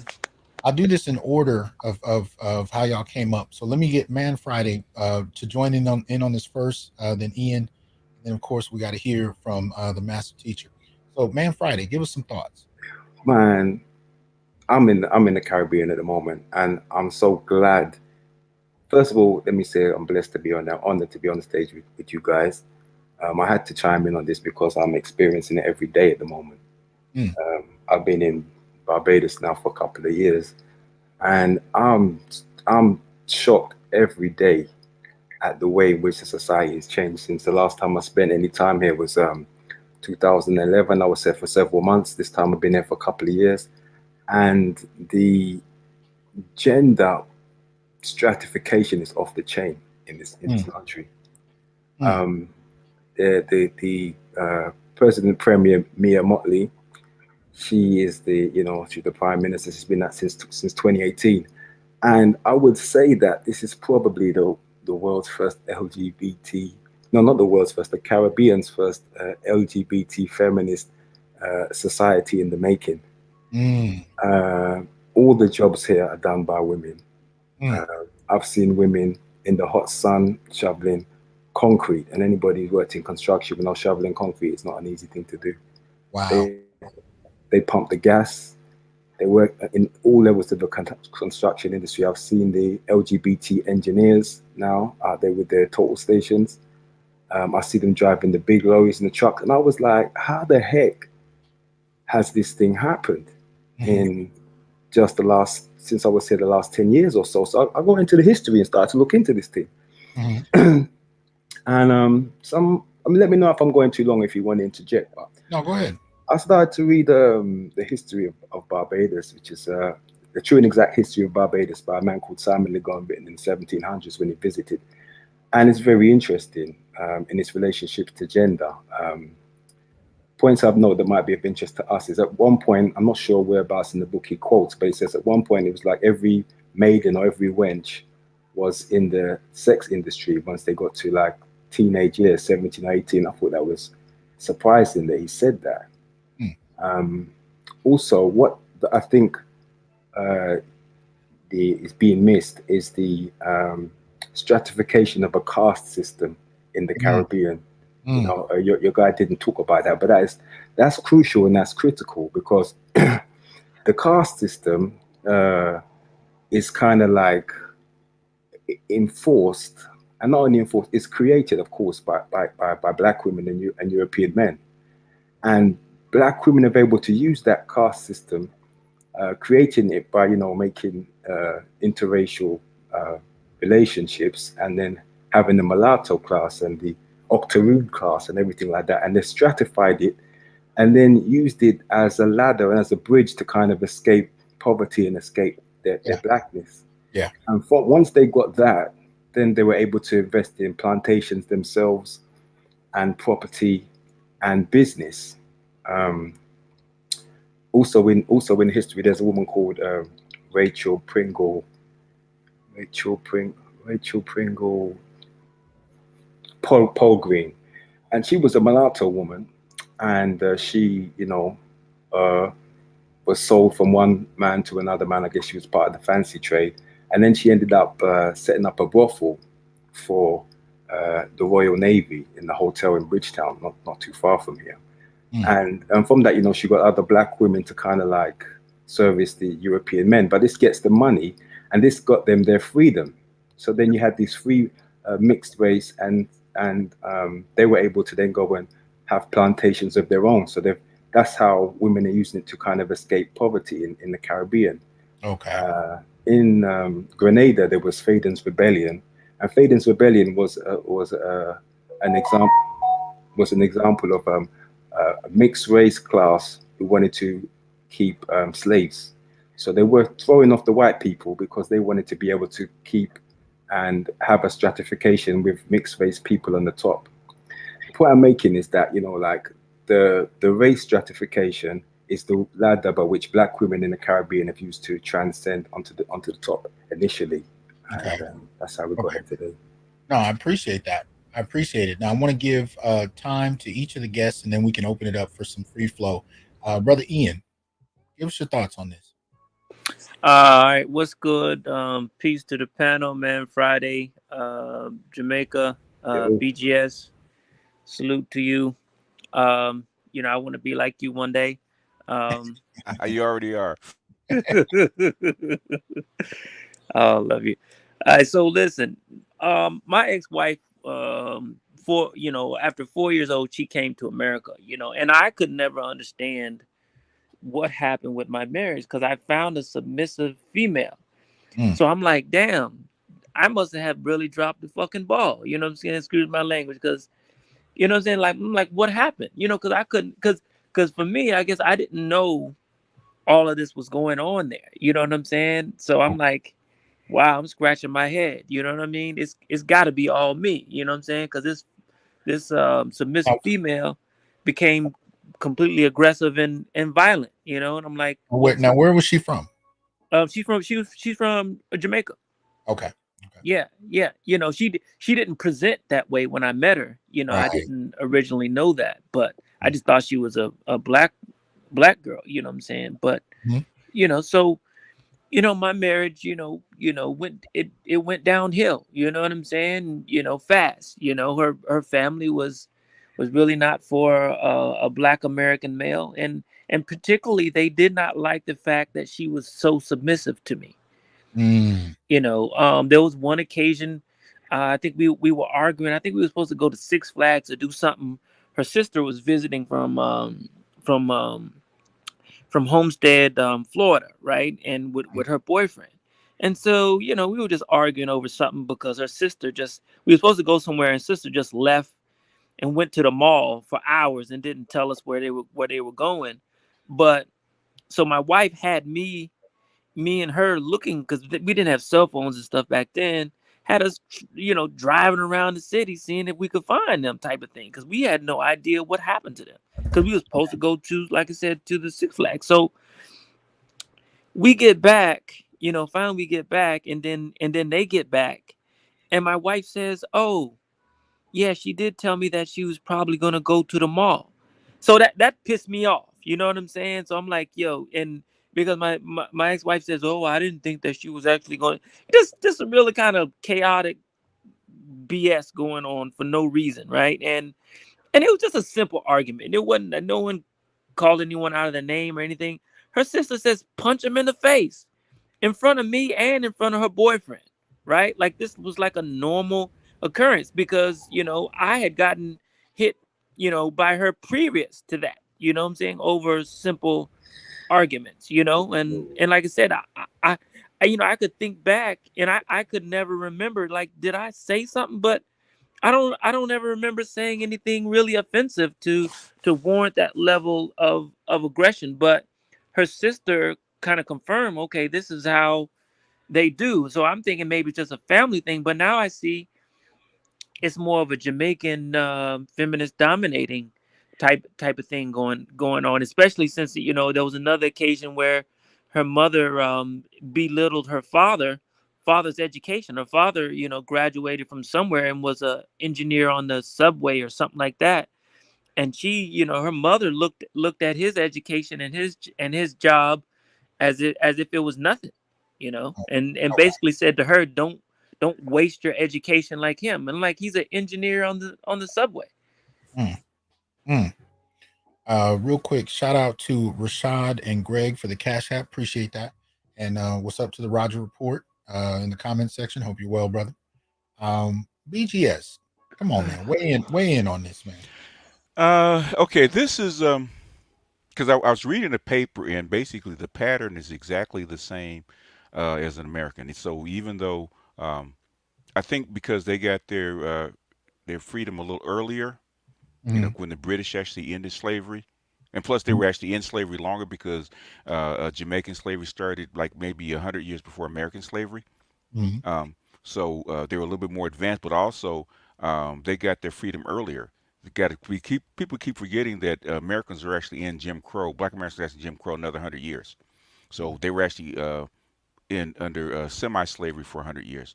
That's one thing, but also a lot of patterns that you see as far as feminism and the breakdown of patriarchy actually started in it started in northern Europe mhm, when the Industrial Revolution actually came, and they took the women and the children out of the homes and put them in the factory. That's when it actually started. Because even me and Gigi, and I don't know if Gigi's listening, we actually started looking at what they call the tender years doctrine, right? right. Because the form of patriarchy is that that the men have the responsibility and sometimes semi ownership of the property, the women and the children. Okay, they're directly under him. He is the final say of the family. Okay, that broke down when the Industrial Revolution actually came. Uh, then you had the rise of what we call the new social contract coming out of France. Okay, where you get individual rights and all that kind of stuff. So the breakdown of patriarchy started then. So this is in all cases. I actually noticed he was talking about uh, the male social dominance theory as far as is feminism, which is partially true. It is true as far as the economic piece, but also uh, the educational piece that was actually seen first in white men. Mhm, Okay. There's a very good book called The Boy Problem and Julia Grant. In fact, the reason that they had to kind of shift the educational system a little bit, especially for white boys, is because what they notice is that white female teachers, especially when you talk about public education, because when you go from private education to public education, which is a broad spectrum, okay, you have to have cheaper workers. The cheapest workers are actually single white females. And mhm, in a Prussian school system, the single white females becomes the how can I say the model for the mhm, students. Okay, mhm, she can't teach like a male, she teaches like a female. And what they noticed was that the boys are actually becoming feminized mhm, in that school system. It goes back. I think there's I don't have it in front of me, but it goes back to the Atlantic in 1912. Okay, where you actually see the increase of female dominance as far as school system and more female dominance in also in the workplace. mhm, And the second thing is also with the Industrial Revolution and technology. Okay, In a formal setting, to raise a family, females had to do a lot of work inside the house: carry water, cook food, wash clothes. All that stuff was by hand. Okay. Yeah, you didn't have Okay. technology to You didn't offset. have technology. Okay. As technology came in, you started cutting out her role in the house. She had less and less and less and less to do. So More so leisure the, time. so more leisure time. So more leisure time. That's why they kind of pushed her out into the workforce. So it's not as simple as social male dominance. That's one part of it, but it's not. But the thing is, there's been social male dominance forever. But you still have patriarchies. Okay. Any place you go, you're going to have a subordinate males, a subordinate male, subordinate, even if under serfs, right? You have the king, the nobles, and the dominant group, and you have the what's called semi-slavery serfs, even in Russia, even in China. You never saw the same kind of non-patriarchal or matriarchal form, even under forms like that. So social male dominance does have something to do with it, but it's not the complete picture. The biggest thing is technology. The next biggest thing is Western social contract, and you can actually see I always use Korea as a model. Korea was a hardcore authoritarian patriarchy. I mean, severe patriarchy, right? You can actually see as they as the industrial revolution took over in Korea from 1960 to 2020, you can actually see feminism take over. In fact, they just elected an anti-feminist president to actually slow down feminism Yeah. in Korea because it's so bad. So Right. there's a lot of moving parts to feminism, Well, and so I disagreed with him as far as the educational piece. That happens even in the dominant group. So go ahead. but before we downplay it, I want us to put this in context, Okay. though, because at Uh the huh. end of the day, first of Mhm. all, how many scholars Mhm. were arguing what Miller was talking about in 1988? None that I know of. We even now we Hmm. don't have, like when you look at feminists who write a Right, text or whatever, we right. don't have that kind of environment among No, black male studies, where you just have a large audience of people that agree. So right. this Yeah, brother is damn near writing in complete isolation. I don't want to say complete because there were yeah, others, yeah, and this predates Sedanius's work. You know what I yeah. mean? So It does. so Yeah, in it one does. sense, I didn't interpret this as saying that this takes priority over economic and technological advancements over Right. time. But what I do think he's saying, or at least the way I would characterize it now, is Hmm. that in all of these moving pieces, as you put it, Oh yeah. there's a major piece For that black we're people. not allowed to talk about, we're not allowed to think about, Oh. and Hmm. many of us have kind of felt but couldn't describe. And I'm not saying it's more or less important. I'm saying you can't get the full puzzle until Yeah. this missing Yeah. piece is added to the Oh. dynamic. Oh yeah. Well, you got to remember. As far as when you factor in slavery, then that is that is the biggest piece as far as black people are concerned. Okay. Mhm. Is because slaves to actually perpetuate slavery, you had to set up a matriarchy. Okay, Mhm. so so black slaves and descendants of slaves, even in Brazil, there was cases in Brazil where that was actually the case, where they actually set up a matriarchy because um, Mhm. to keep black people in perpetual slavery, they had to be the product of the womb. Okay, Mhm. so if it came out of the white womb, the child was free. Okay, came out of the black womb, the child was actually a slave. So they set up the black people as a matriarch, and they set up the woman as head of the household. So he was dismissing Frazier. But the Mhm. thing is, or he disagreed with Frazier. I'm saying he was dismissing him. He disagreed with Frazier. Frazier was actually accurate as far as the environment in the United States. Okay, Jamaica was a little different because one, the slavery started sooner. They brought over women later, and then they even ended slavery sooner.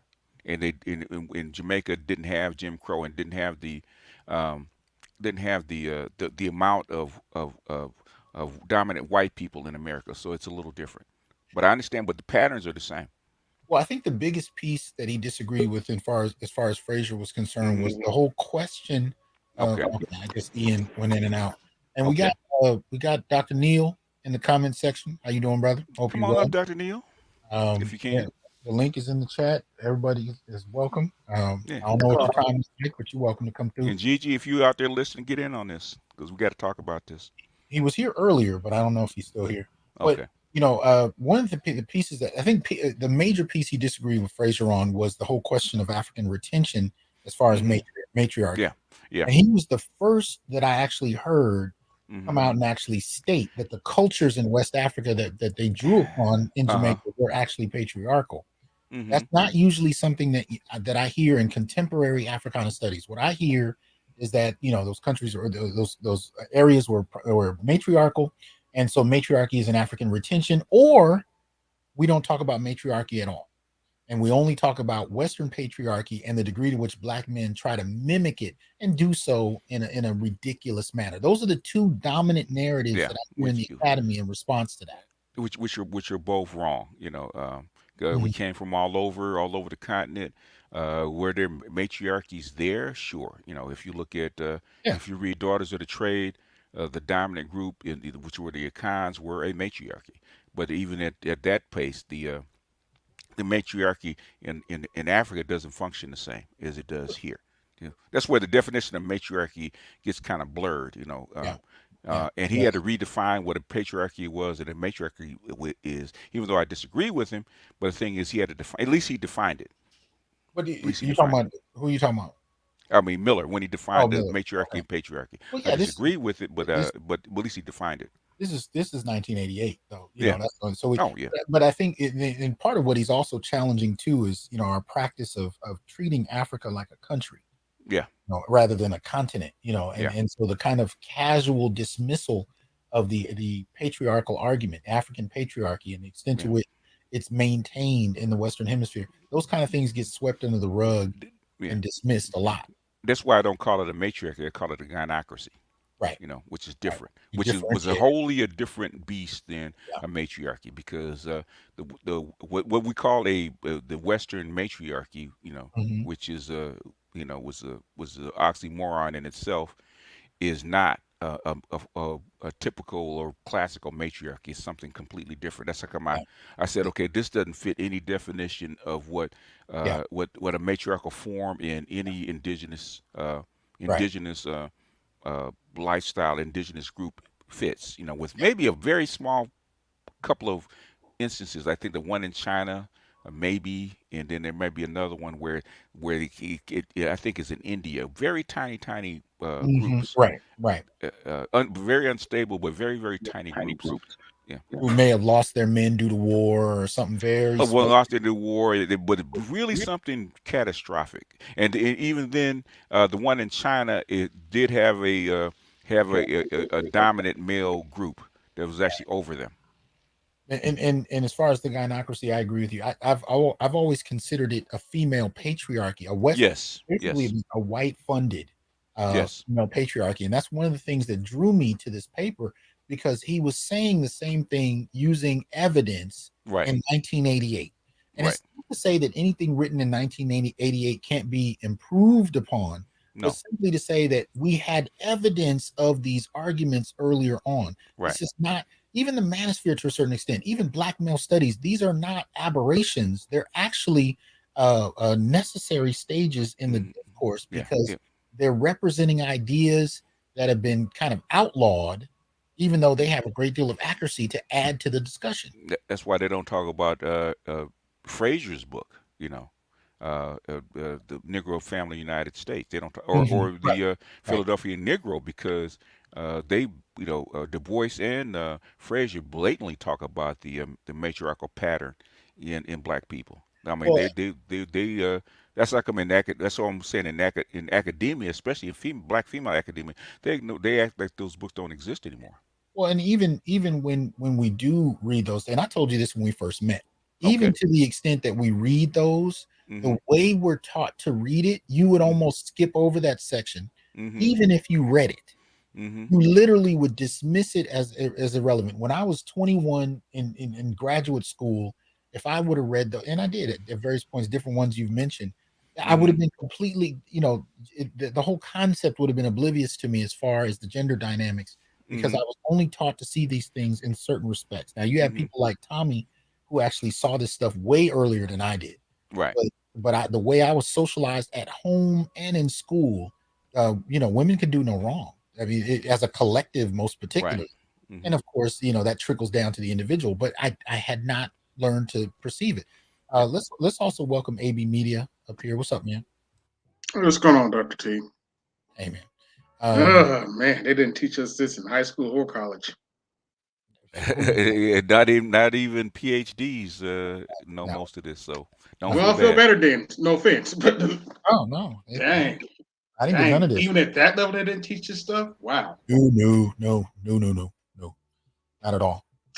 Not at all. Can't corrupt the church now. Come on. Hey. Well, but I'll open this up, because I don't want to put AB on the spot. And it's just really open to everyone.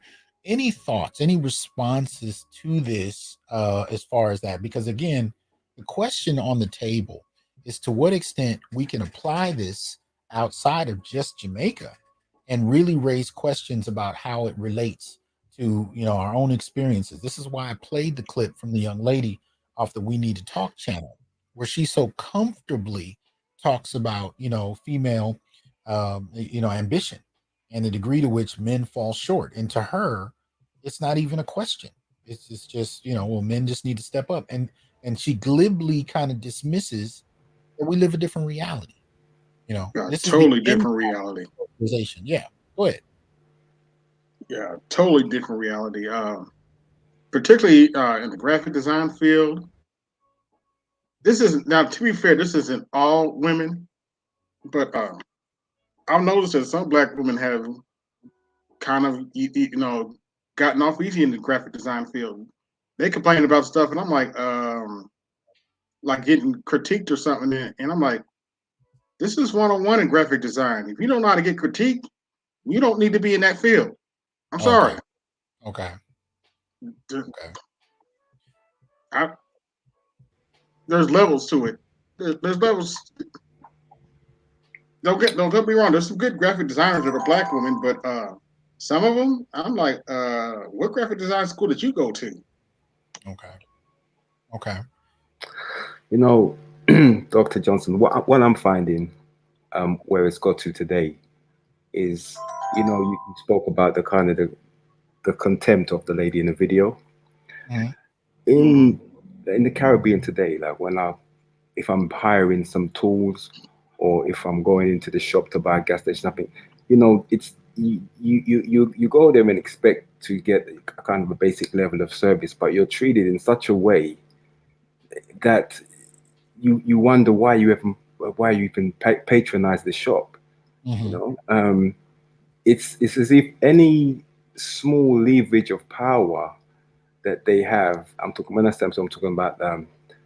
the Black female customer services. They will kind of use it to kind of like tell you no, or make you wait, or do things slowly, and it's actually affecting the productivity of the country at the moment. Because jobs, I might go into a hardware store and ask for something. If I'm asking a guy, it's going to be sure this way. But when I'm coming into contact with a female, I actually don't go to the females, because I know they're just going to kind of like tell me that they don't have it, or send me the wrong way around, or it's just a feeling that you're nobody, and it's right across the board. And everybody on the island is internalized it and treats it as it's normal. It's normalized. I get that same thing here in America with Black people, especially I'm in Atlanta, where it's very female dominated. So you go into any store, I've been in one case where the female told me they didn't have it, and then the Black guy standing there, and he's not really choosing sides, but he's like, no, it's right there, or something. And then exactly. you go to the checkout, and if you're not giving her the attention that she thinks that she's deserving, outside of just hello and whatever, if you're not staring at her, right, she's gonna move slow as molasses, right? I'm telling you. Oh yes. Rom says that all the time, boy. When it comes to Black females, basically your sexual attraction means more than anything else. And why I say it affects me the productivity is because, like, in the service industry in this country now, you go into the gas station and stuff, and you go to the counter. Everybody, because it's like a female customer service, they've all got seats now. So you go to someone in the counter and all of the women are sitting on seats. It's bizarre. You don't see that in the UK or wherever, because they're making themselves comfortable, because they're centering themselves. You have to come before me, and I'm sitting here comfortably, and you go on my time. So whereas previously, if a guy was doing it, be like, get as much done as I can, get as many customers in as out as I can, be as helpful as I can. You approach them in some kind of emperor queen essence, and you have to beg them for your help. Can you just sell me this set of tools? But the crazy thing is that why does the management put up with this? You know what I'm saying? Exactly. This is what I mean, the white managers understand this is not good productivity and it doesn't reflect on the business. But everywhere I go, they allow this kind of customer service by the females, and firing them is not even in the question. It's not even an option. But let's also welcome Dr. Ronald Neal up. What's up, man? Yo. Hey, what's going on, brothers? You, man. Hey, how y'all Jump doing? in on this, man. How you doing? I'm good. I'm man, I had to get on in here, man. Appreciate it. We voted you in, man. You had to be on this, otherwise we're gonna hunt you down, man. Yeah. Well, yeah. Listen, I just want to add to what I put in the chat. Orlando Patterson, who's professor emeritus, Harvard, historical sociologist, eminent cat. He's a Jamaican scholar, and wrote major books on slavery. First major book was called Slavery and Social Death, that came out in 1980.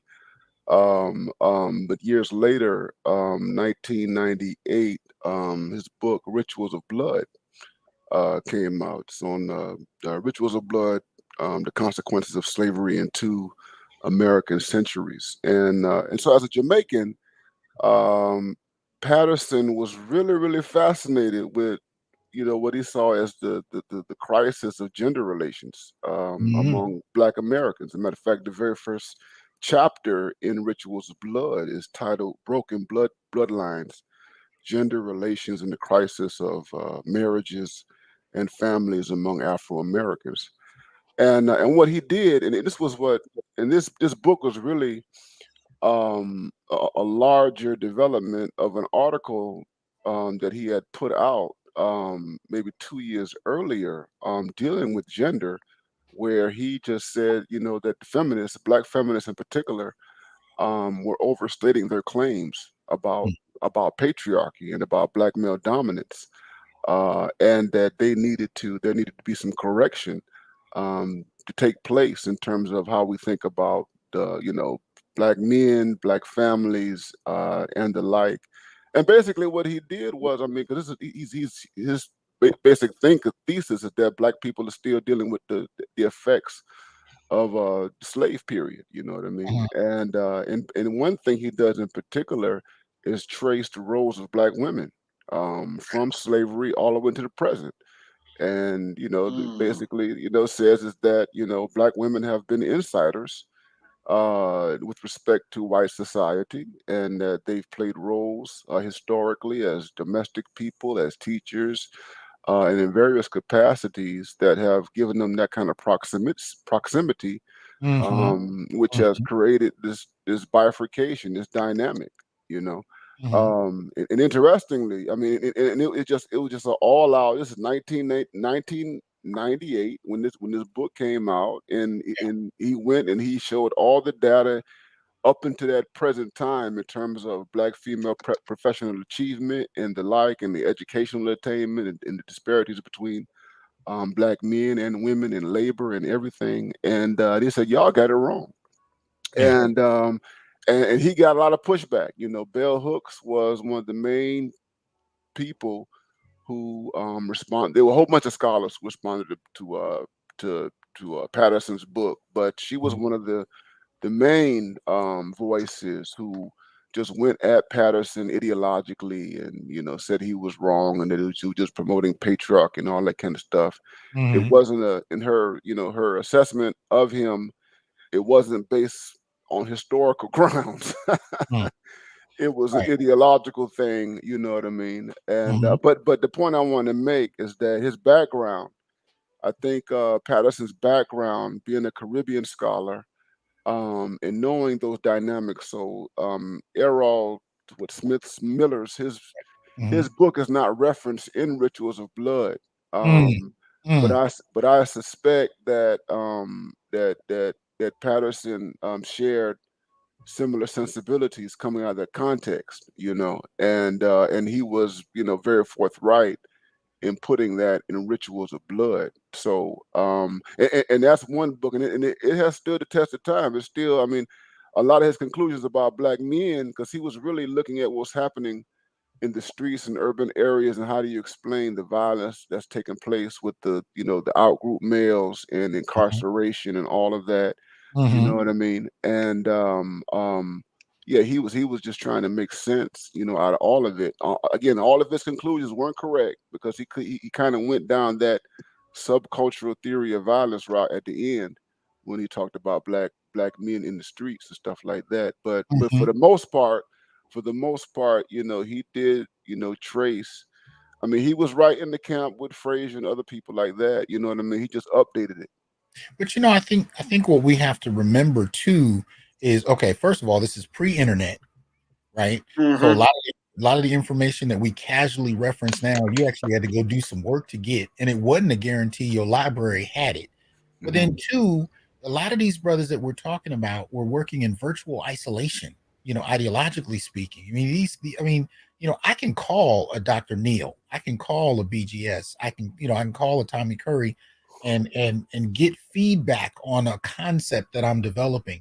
But when I look at the Errol Millers, when I look at the Jim Sedaniuses, and even the Orlando Pattersons, how many people could they refer to in a particular way? So I mean, they're crafting these arguments, and this goes to your boy too. Oh my goodness, what is his name? I think he was out in Berkeley. Or his name escapes me at the moment. But anyway, I'm just saying, I think we're in a different climate where we can kind of, parse through these ideas with a little more support. And that was actually one of the things that brought me to YouTube. It's one of the things that got me introduced to Dr. Neal. It was operating in isolation in Fresno, trying to figure out, is it just this woman I'm dating, or in the last 10 women I'm dating? Okay, I've heard am people I say, crazy or I'm not crazy? yeah, am I crazy? Well, they say if these are the women I'm dating, it must be me. But then I'm noticing my boy in New York said the same thing, and my boy in Texas, and then my boy in Florida. And then I met a cat in Britain, and then I met a cat in South Africa, and another from Jamaica. And I'm like, okay, well, this can't be just this. And then you slowly begin to expand out. But again, a lot of these cats that are doing this, at an earlier point in time, didn't have those kind of resources, and by resources, I'm also pointing to a willingness to criticize feminism. Yeah, thank you, Christopher. Ishmael Reed, that's what I was thinking about. There's a willingness to be critical about feminism, not from a place of just hating feminism just to be hating it, but critically analyzing it and calling out what is generally dismissed. There's a dearth of scholars who are willing to publicly do that. You know what I mean? And so when I bring these kind of older works, I'm not presenting them to say these brothers figured it all out, there's nothing to be done. What I'm saying is there are instances where you had brothers working in isolation that are adding pieces to the puzzle that we can still benefit from now, because it's still, fairly isolated. I wish I can't point to 15 other Dr. Neals, whereas the feminist can do that. She can point to 10 other people and rattle their names off. I mean, I had to look for this brother. You know what I mean? And it was lucky I found him. You know what I mean?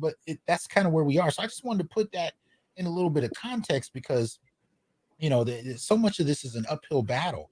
And when we listen to, I mean, if you guys went to the Green Gorilla channel a few months ago where he played the interview with Ishmael Reed on the Tony Brown's Journal, I mean, you might transport that whole discussion to 2022, and over 90% of it would apply easily. Dr. T, I think while you were saying that, I think to some degree there was a window where you could actually engage feminists, right? Like they were looking for a fight where you could actually say some shit and they would say some shit back. Where in today's world, you can't say anything. You know what I'm saying? Because it's straight victimization. But I think back then I think they were more prone, not that they were accepting, but they were allowing some kind of argument or debate to happen, where I don't think it is even possible right now. Mm-hmm. Shout out to Brother Quadwo. Brother Quadwo in the comment section. Hope you well, I wouldn't give them that much liberality. Because how y'all doing, folks, tonight? How y'all doing, brothers, tonight? Officer Faulkner. Hold up, is that Dr. Roddy Neal? Hey, woo! hold up. We got everybody on the chat. We gotta do it. Come on. Everybody in the chat, everybody on the panel on 3. 1, 2, 3. Woo! There you go. You gonna take over the show? See what I mean? This brother, man. You was giving some pushback, Dr. Neal. What I was saying is that when Ishmael Reed was talking, and even Orlando Patterson, and we can't forget about Robert Staples. They were dealing with a very, very hostile climate. Okay, among intellectuals, among people in the media and the like, and so those guys, you talk about having balls of steel at that particular time, because because it was just a foregone conclusion that these ideas were infallible and that you couldn't question them and what have you. I tell you, I've got the piece. I've got Bell Hooks' response to Orlando Patterson, and let me tell you, that was a highly charged, vitriolic. It's a very long piece. Matter of fact, like I said, there were a good number of scholars that all responded together in one publication to Rituals of Blood, and hers was the most vociferous. Okay. Oh, wait, no, wait. So, hold on 1 second. Wait, BGS. BGS, you there? Yes, sir. Now, what he's talking about, it sounds like we need a Dr. Ronald Neal analysis. Yes, we do.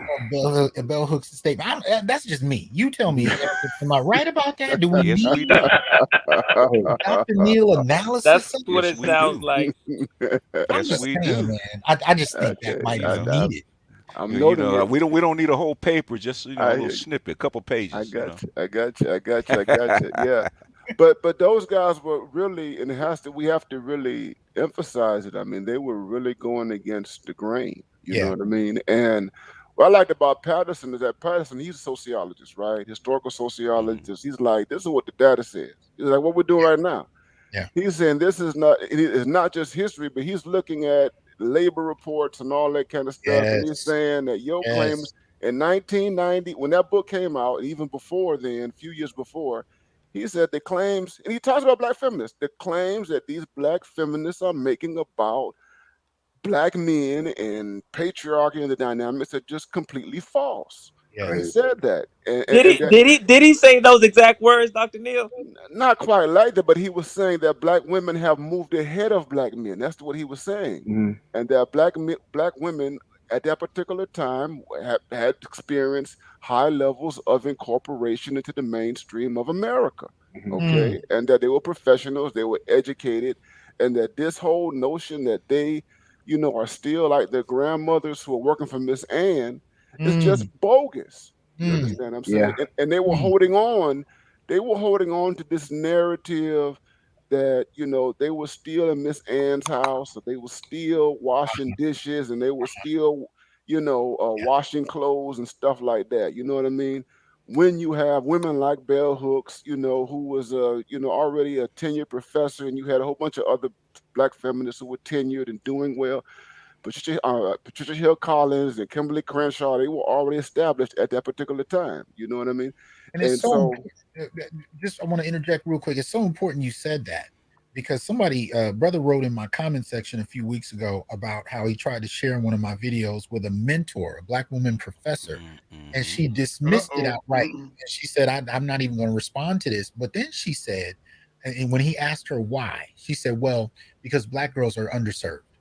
right? Just dismissingly, didn't even listen to the argument, the data, none of it. Just dismissed it under the notion that Black girls are underserved. So I think it goes to what you're talking about, where you have this kind of deep set belief that in all instances, Black girls are the most underserved. So we really don't want to. We don't need to hear from Black men. We don't need to hear about Black men. It's a given that we need to focus on Black girls, and that needs to be the primary focus, and I think widespread.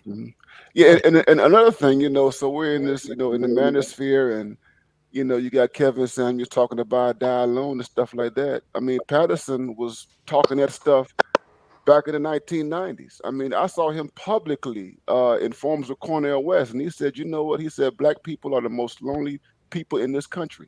He said they're lonely because they're not together. That's what Patterson said. He says that the men and the women, they're living in separate worlds and what have you. And this is just a real thing, and it's having a deleterious effect on children and how they are raised and on communities and the like. So I mean, all this stuff with marriage, I mean, the whole chapter deals with all that. He deals with marriage and the crisis of marriage. Everything that we talk about right now, I mean, it is right there, in that book, man. Well, let me shout out Jughead, Yisrael, Yisrael. I don't know if I mispronounced that. I apologize. And Beretta for the contributions. For that. Thank you very much. And let's also welcome Brother Black Uru. I ain't had a chance to hear from Black Uru in a minute. He got the hammer. He got the hammer. The Negroes in town. Okay, this is my backup. The storm is brewing. The storm is brewing. So let's get Officer Faulkner to drop a word, and then let's get Black Uru in on this as well. Charles, what's your thoughts on this? Uh-oh. Did we lose him? Okay, Charles, drop the candygram. So we'll reverse it. We'll go to Uru and let Charles come back through. So Uru, man, give us your thoughts on this, man. Well, as always, thanks for having me on this August panel of yours. I feel very privileged to be in the company of such brilliant men, brilliant Black men. And I've said this before, and I'll repeatedly say this, or as I sound like a broken record. I think what you presented earlier confirms a general thesis that I have been profiting for some time, and that is, I believe Black men must separate themselves formally, legally, from Black women. I think the only way you can get an honest accounting of what's going on, even going back to what you presented with respect to even Jamaica, as long as we're convoluted with them as, quote, Black people, then that always puts our women in a place in which they can be used against us. It's only when I believe we can be separated from them legally, where we can have a real earnest, very honest, detailed presentation of the vast differences between the states of Black men and Black women in this country, and maybe even this applies outside of this country. I think what he's saying is that, like, sometimes people get divorced and they still live together, and they're happier divorced living in that same house than they were actually being on paper together. Well, I'm not sure if that's what I'm saying, but my point is that when you look at all the programming, that has been put in place over the generations, and is for people of color or Black people or diversity, we get all lumped in together, right? But the way they're typically administered is in a very sort of feminist, gynocratic way or ways. And so as long as we are with them formally, as long as we're all Black people, they can pick winners and losers between us. And it blunts any fair and honest presentation of the real issues, because they can always put the women ahead and use to cloud and distort and manipulate the realities of Black men. And I think it would force if white people have to earnestly deal with the specific issues associated with Black men, then we have a very different kind of environment than dealing with Black people. Okay. Well, first, somebody might need to watch their background. Shout out to Dr. Gamble in the comment section. Thanks for coming through.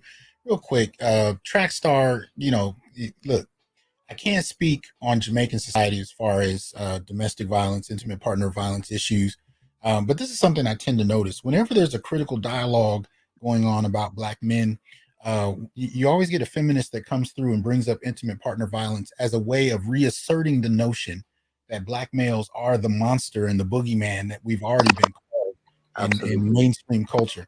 Now, again, I can't speak to the specifics of Jamaican society, but I can say when that tactic is used here in the United States, we've found data that highlights that abuse rates tend to be bidirectional. And if anything, Black men tend to be victims of domestic violence and homicide to greater degrees than other groups. So, if that's what you're coming in here with, spare us. Because we're not going to allow you to use these kind of dismissive tactics to get us off course. We're having a conversation about the ways in which this is systemic as far as the focus on men as kind of enemies of the state and the extent to which women are used in that process. Now, as far as what Black Uru just mentioned, any responses to that? Anybody want to? Well, actually, if you think about it, it's actually Mexico and India. Okay.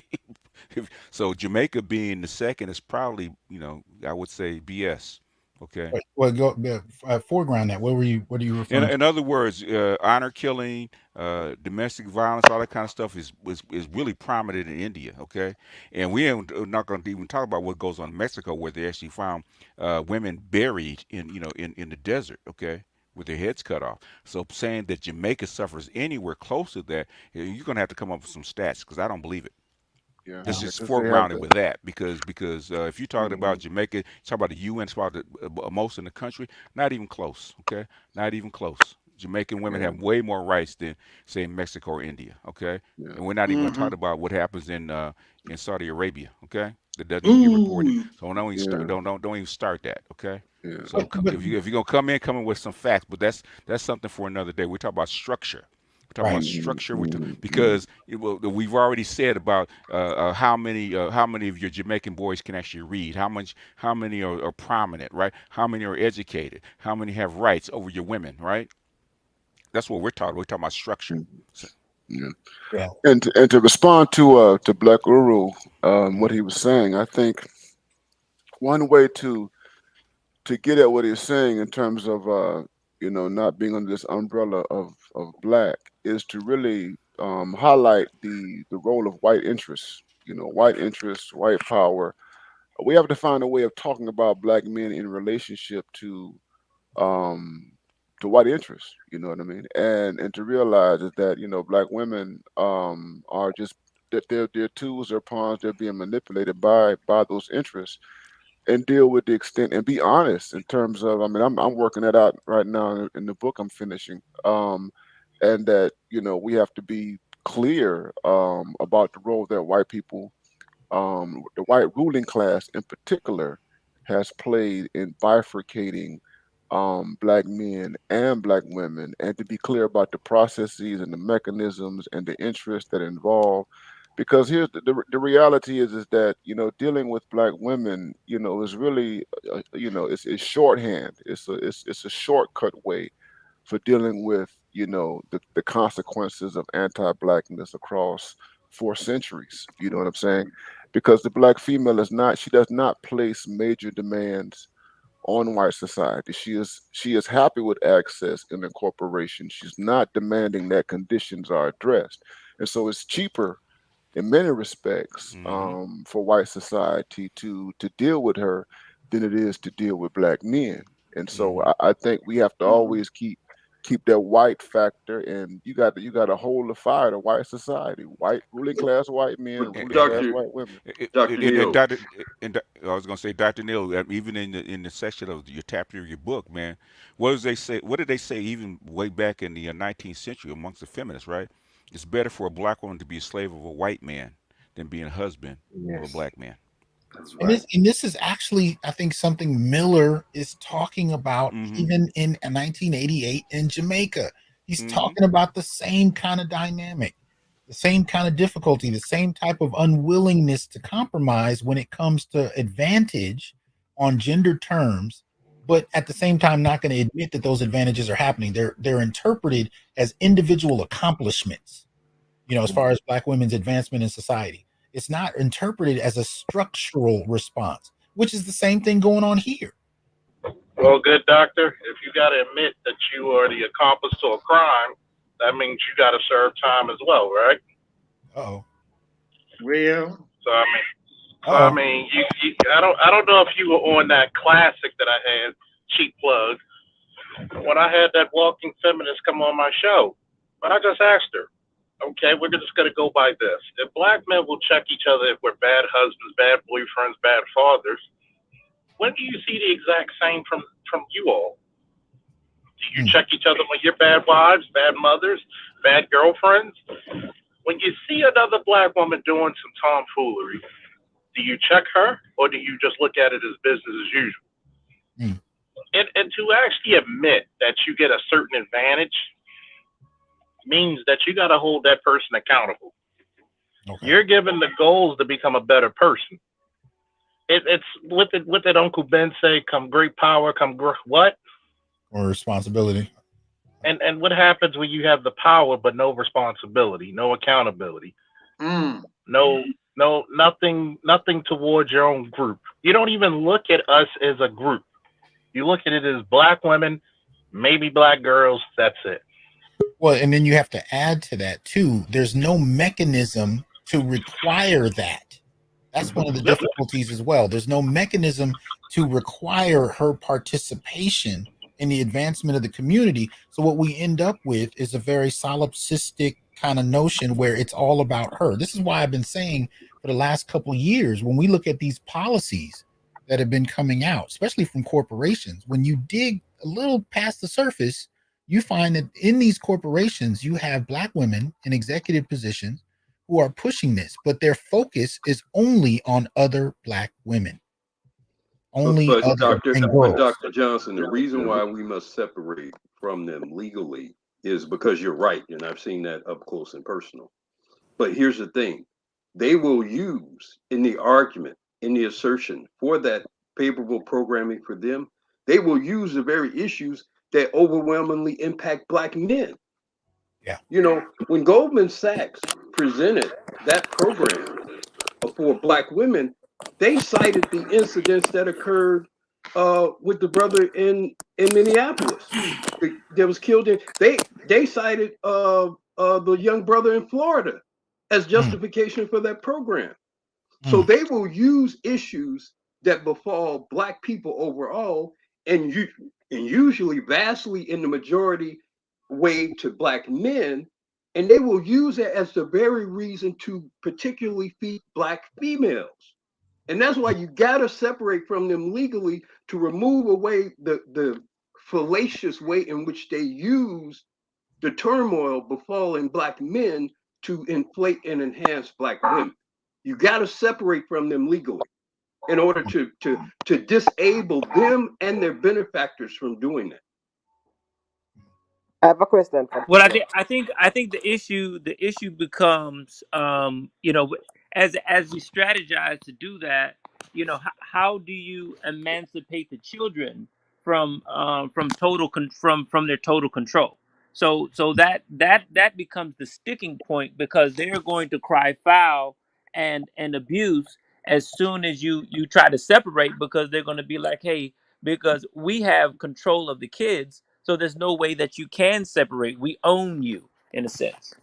Well, but if you assert actual specific rights for Black men exclusive from them, you make it more easier to take on that very issue across the board. But as long as we're Black people together and we can't see that Black fathers, Black men, Black boys have a particular and unique set of circumstances, then they can just totally whitewash or cover up those realities, and just again say we're helping Black people. and then administer it in a way in which that 85% of it goes to Black females. Well, and that actually, somebody got their mic open. I think okay, so I was just going to briefly say I've been calling for that, for specific policy for Black males. I think that is definitely required. But I think Jamaica was about to say something. Were you about to add something in there, Jamaica? Yeah, I think it yes, was I want, I okay. want to put this. No, go ahead, Jamaica. I want to put this question to the panel: Are women, are Black women narcissists? Yes, everybody resoundingly. I think they've been trained. They have been socialized Right. to view themselves first, and I think it's more not necessarily a narcissistic personality, but the thing is, they have been socialized and taught over many years to view a certain way of the world, and a feminist view of the world, and even the if you think about it, most of the men actually view it the same way. So it's not just them. The human female is by her biology solipsistic. Yes. Self-focused. All they've Yeah. done is perverted a natural tendency of all human females. So if you say they're narcissistic, well, maybe it's a manufactured narcissism, but the whole me first, my nest, my thing, that's natural to all women. It's just been turbocharged in the particular Western environment that we've been in, that you described both here in this country, as well as apparently in the Caribbean. The personal, the political is personal, right? That's exactly. Yeah. And that was my hesitation on using the term narcissism, because I'm not a psychologist. I don't, that's not something I generally research. But I think what's happening is so manufactured socially that whether it's formal narcissism or not, it's definitely something that is trained from very early on. And I think that's the point that I want to kind of emphasize.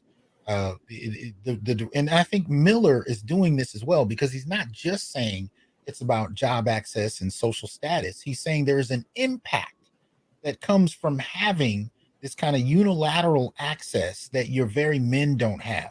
And then the question I've been asking for the last couple of years on this public channel is, what is the long-term impact We've seen it. Black males being underdeveloped? We're seeing it. We're seeing it because Moynihan, like I said, Moynihan, to his credit, he was actually repeating what Clark and Fraser and Du Bois was saying. Okay, he's saying if you don't give economic, especially economic access to Black males, the destruction of the Black family will actually follow. That's what we've seen. Like I said, when he first started looking at it, the out of wedlock birth rate was 20%. It skyrocketed to damn near 80%. Okay. In fact, Black marriage crumbled, man, from like 80 or 85, 90% down to less than 30, and within 50 years. That's so basically what he was saying is exactly right. Okay, especially in this society. Okay, if you don't emphasize the males or give at least the males a fighting chance, the destruction of the nuclear family or the family period will actually follow. And I think too what we see, I guess, with the statistics, because that's one thing Kevin Samuels always repeats, is how many Black men by income status are in the middle class per se, and as opposed to how many are in jail and so on and so forth. But you have the make it or break it principle, right? But no society can live on these two extremes, where either as a Black man you're either doing well, or you're living on the street. But that's not a sustainable condition. You need to have people in between and a stratified group in order for us to be viable. Okay. All right. We are approaching the 3-hour mark, so I'm not. I really don't want to go past that. But any other thoughts? Any other responses, reflections on any of this? Well, if I may, Black women have already, and in particular, both here in this country and apparently, based on what you described in Jamaica, they already have effectively separated from Black men in myriad ways. You know, so even this notion that we can't separate them or we shouldn't, they've already separated from They've us. already have, yeah, legally they already have. You can see it with the past election cycle. They see themselves as a separate entity already. So the real question is, what are we gonna do? Because they've already played their hand. They played their hand with Goldman Sachs and Visa and Google and myriad other entities, and they're playing it, and they're doing it very aggressively and unapologetically, unhesitantly. You, Dr. Johnson, do you think they care that there are 20,000 more Black women teaching in American universities than there are Black men? Do you think they care? They don't care. No. They care But only I think only to the extent that they're pushing for more. Yeah, exactly. And pushing for more. Yeah. I think the So it's other really, part of it too, though. you're in a fight. You know, your adversary has shown you what he or she is going to do. Now, what are you going to do about it? But I think too, what we have to address is that they still think they own us in a sense, right? The idea of separating, the larger society is going to look at it. Okay, you still belong to the Black female, right? She has all the reproductive rights. She has all the rights and privilege of parenting. So the larger society is going to be like, okay, you got to go to her and get her permission, right? Yeah. Because And I'm saying she has you all the must power. position yourself to challenge that very notions that you just described. You You must, know, and the Right. only way you can do that is to separate yourself from them legally and make yourself a separate, actual legal party to a negotiation, rather than being convoluted with them. Right. I know, but I don't think you hear what I get what you're saying. What I'm saying is that the roadblock is the larger society sees us as a subset of the female, right? So the question is, how do we present a case to where we're separate when actually we are looked at as the child, right, of the Black woman? yeah. Well, I think the vote does matter because 2020, we saw that the Democratic Party did lose 20% of the Black vote, and I think that as we go forward, those numbers are going to increase. That's my prediction. I think Black men are voting with their feet. And I Oh think that yes. you're gonna have. I think that you have younger Black men who are less inclined to follow, the footsteps of their mothers and what have you when it comes down to politics and everything. And so, I think that all this is kind of going to happen naturally, and I think that the political system is going to feel it in a major way. What we have to do is basically articulate it, explain why this is happening and we must also politicize the fact that these women have taken a tribalistic route and that they are primarily concerned with their own interest. I think that's something that has to be verbalized out loud on a consistent basis to say to Black women and to white America that this group of people see themselves as distinct and separate and don't want to have any type of linked fate to Black men. I think that that's one route to doing it. I don't know how successful we can be in terms of getting a legal separate status.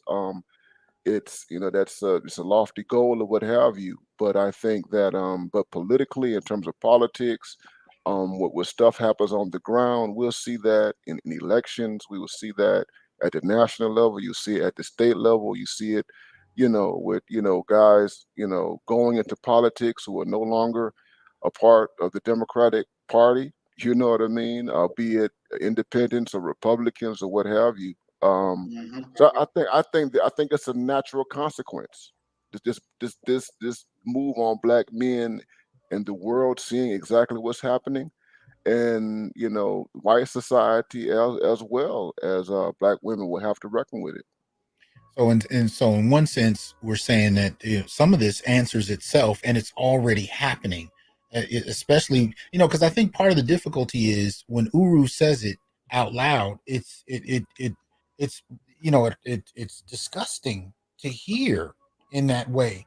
But then when you start to look at whether or not it's already happening, And it's not necessarily something that Black men are initiating. It's actually something many Black women are already acting upon. And the question you have to ask is, okay, well, regardless of how I feel about the wording, is it happening? And when Dr. Neal starts to point out the voting patterns, it raises some relevant questions. Now, Green Gorilla in the chat says, if the same system established male outgroup marginalization, how can you use their legal system to separate from outgroup women? Well, I mean, my response to that question is, if you got a gaping, bleeding wound, and you think it's a 90% chance that even if you try to patch up that wound, you'll still bleed to death, does that mean you should not try to cover up that wound? Okay. Anybody want to respond? Well, actually, I mean, I think it will be very difficult, maybe even impossible for it to work. But my view is, it's the only course we can take. I don't think so. I think the Black female has already started to separate from Black males. I don't think it'll be all that difficult to separate. Yeah. All you have to do, in fact, is point to all the social science, social economic science that support that they have already separated. Yeah, that's why they don't want us to do that work. Go ahead. Sorry. They don't want that the statistics and the examples that can be shown are going to show that they have in fact left the group, and they don't want that work to be done, because then the cat is going to be out the bag. And we realize that they've always been, administrators and over us, using academia as their weapon of choice, and that's been their sacrifice that qualifies them for being, Zadi's chief administrator over the natives, and that's kind of like how they see us. But I think that part of the issue is we have to actually qualify what separation means, because the difficulty with this is I am seeing, and we have been seeing, a political separation. We've been seeing a social one. We've been even seeing, to some extent, the early aspirations for a class separation. But socially, the way it's presented in popular culture and so on and so forth is that there's very little social separation until you start to hear more Black men frustrated about circumstances. And then you start to realize that there is a separation happening socially. It's not necessarily something you see in pop culture to the extent that, Black men may experience it. But at the end of the day, it's happening, and Black men are responding to it. I think real quick, I think that nature has taken its course. There's going to be an ebb and flow. There's going to be an opposite and equal reaction.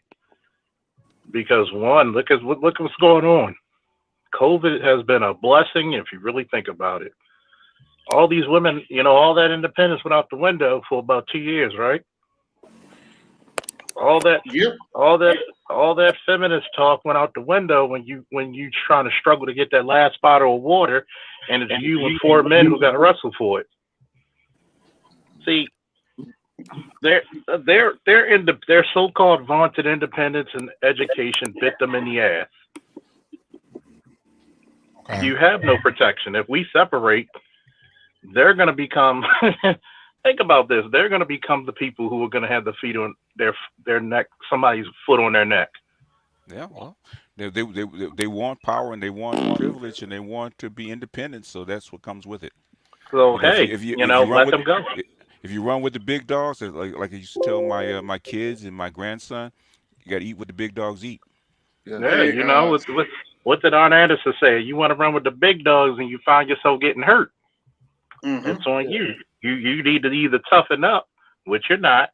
Don't say it's unfair, because you had all the advantages over your men for how long? I would say that the problem with the problem that we might have with what Black Uhuru is proposing is that they've been one step ahead in that they're now actively and have been actively raising a kind of a subset of men, the pink wearers, to kind of the woke guys, to kind of like come in and be their substitute males, and their mindset is always going to be like. Actually, we're seeing the opposite. In anybody that has a what do you call it, Zoomers, a zillennial male, Black male, can tell you. You're seeing the opposite, but they're far less race loyal than when I came up, or even Generation X. I mean, they're far less race loyal. So you No, see that the they, exact opposite. Yeah, if no, you but got they're a not group because of of men their who race, but want they're to Hold on, separate, one at a time. One at a time. if Let you have a group of men men. who want to separate from black women, it's the zillennials. I mean, Yeah. my daughter is a zillennial, and she talks a lot about how strifeful things are between younger black men and younger black women. I think what I was alluding to is not that they're going to be race focused, is that they're gender focused. They're female centered. So the males that they are raising are not necessarily race loyal, but they're certainly female centered in their ideology and their relationships towards women, and so But they would make unsuitable kind of like allies in I got generation. I got pushback to that. What I I'm got saying, just pushback to that. hold on a second, Charles. Hold on a second. Oh, go read End of Men and go read The Richer Sex. What you're having is that feminism, at its base, at its core, and Gigi can tell you this, okay, is giving women the same rights and privileges and responsibilities as men, right? And what you're finding out is that especially successful women are not willing to take up the role and take up the mantle of being that, stepping in those shoes. And that's where the problem is actually coming in. So you're going to see a break, and you're already seeing a break, okay, between black men and, well, not on black, but men and women, period.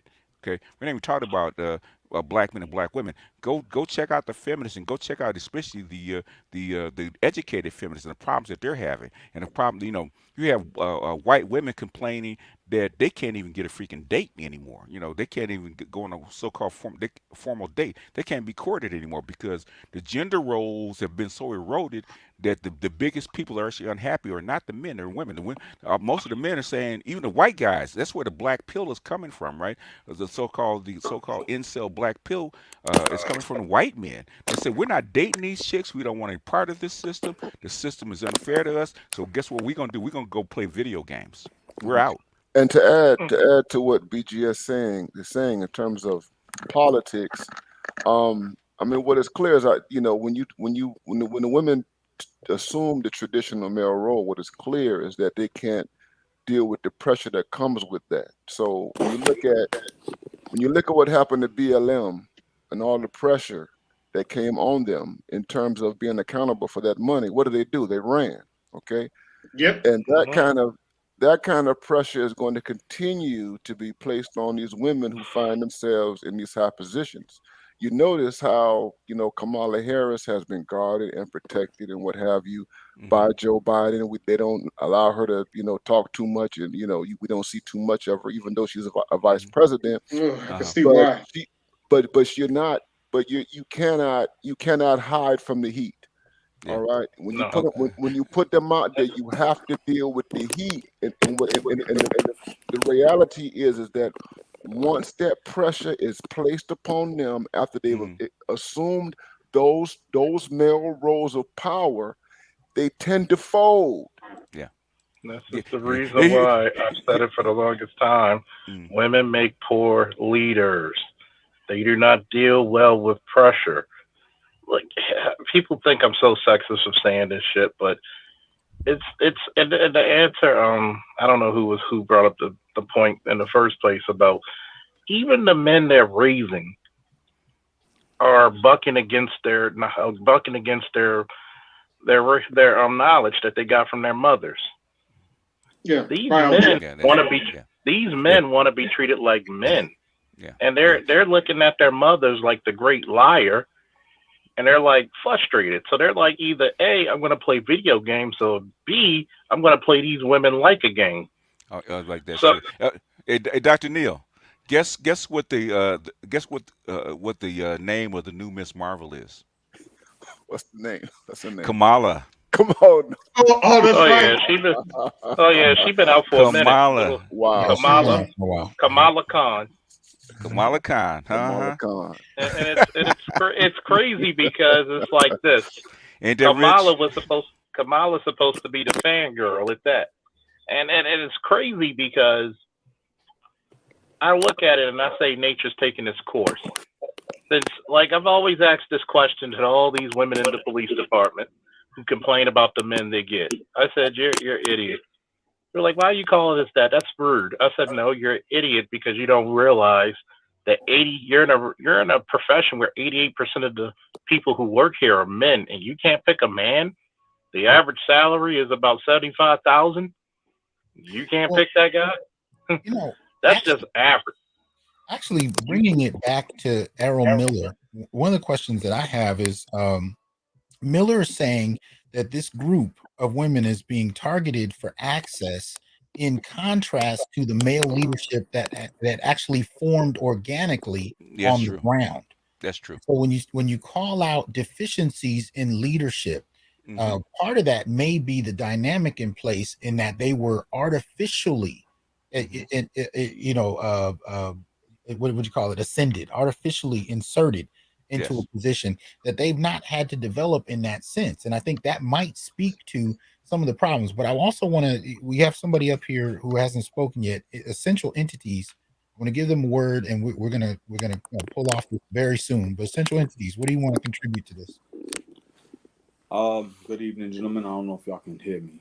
Yeah, we can hear you. We can. We can hear Speak you. up just a bit. Just a bit. Speak up just a bit. All right. Excuse me.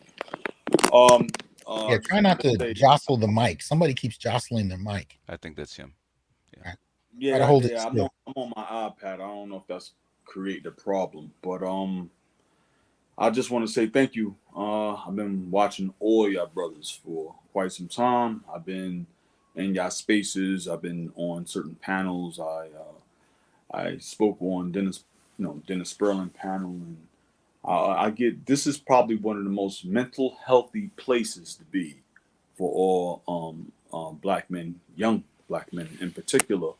And I share all of y'all guys' material so they can get a gist of what intellectual and intelligent men sound like in our demographic.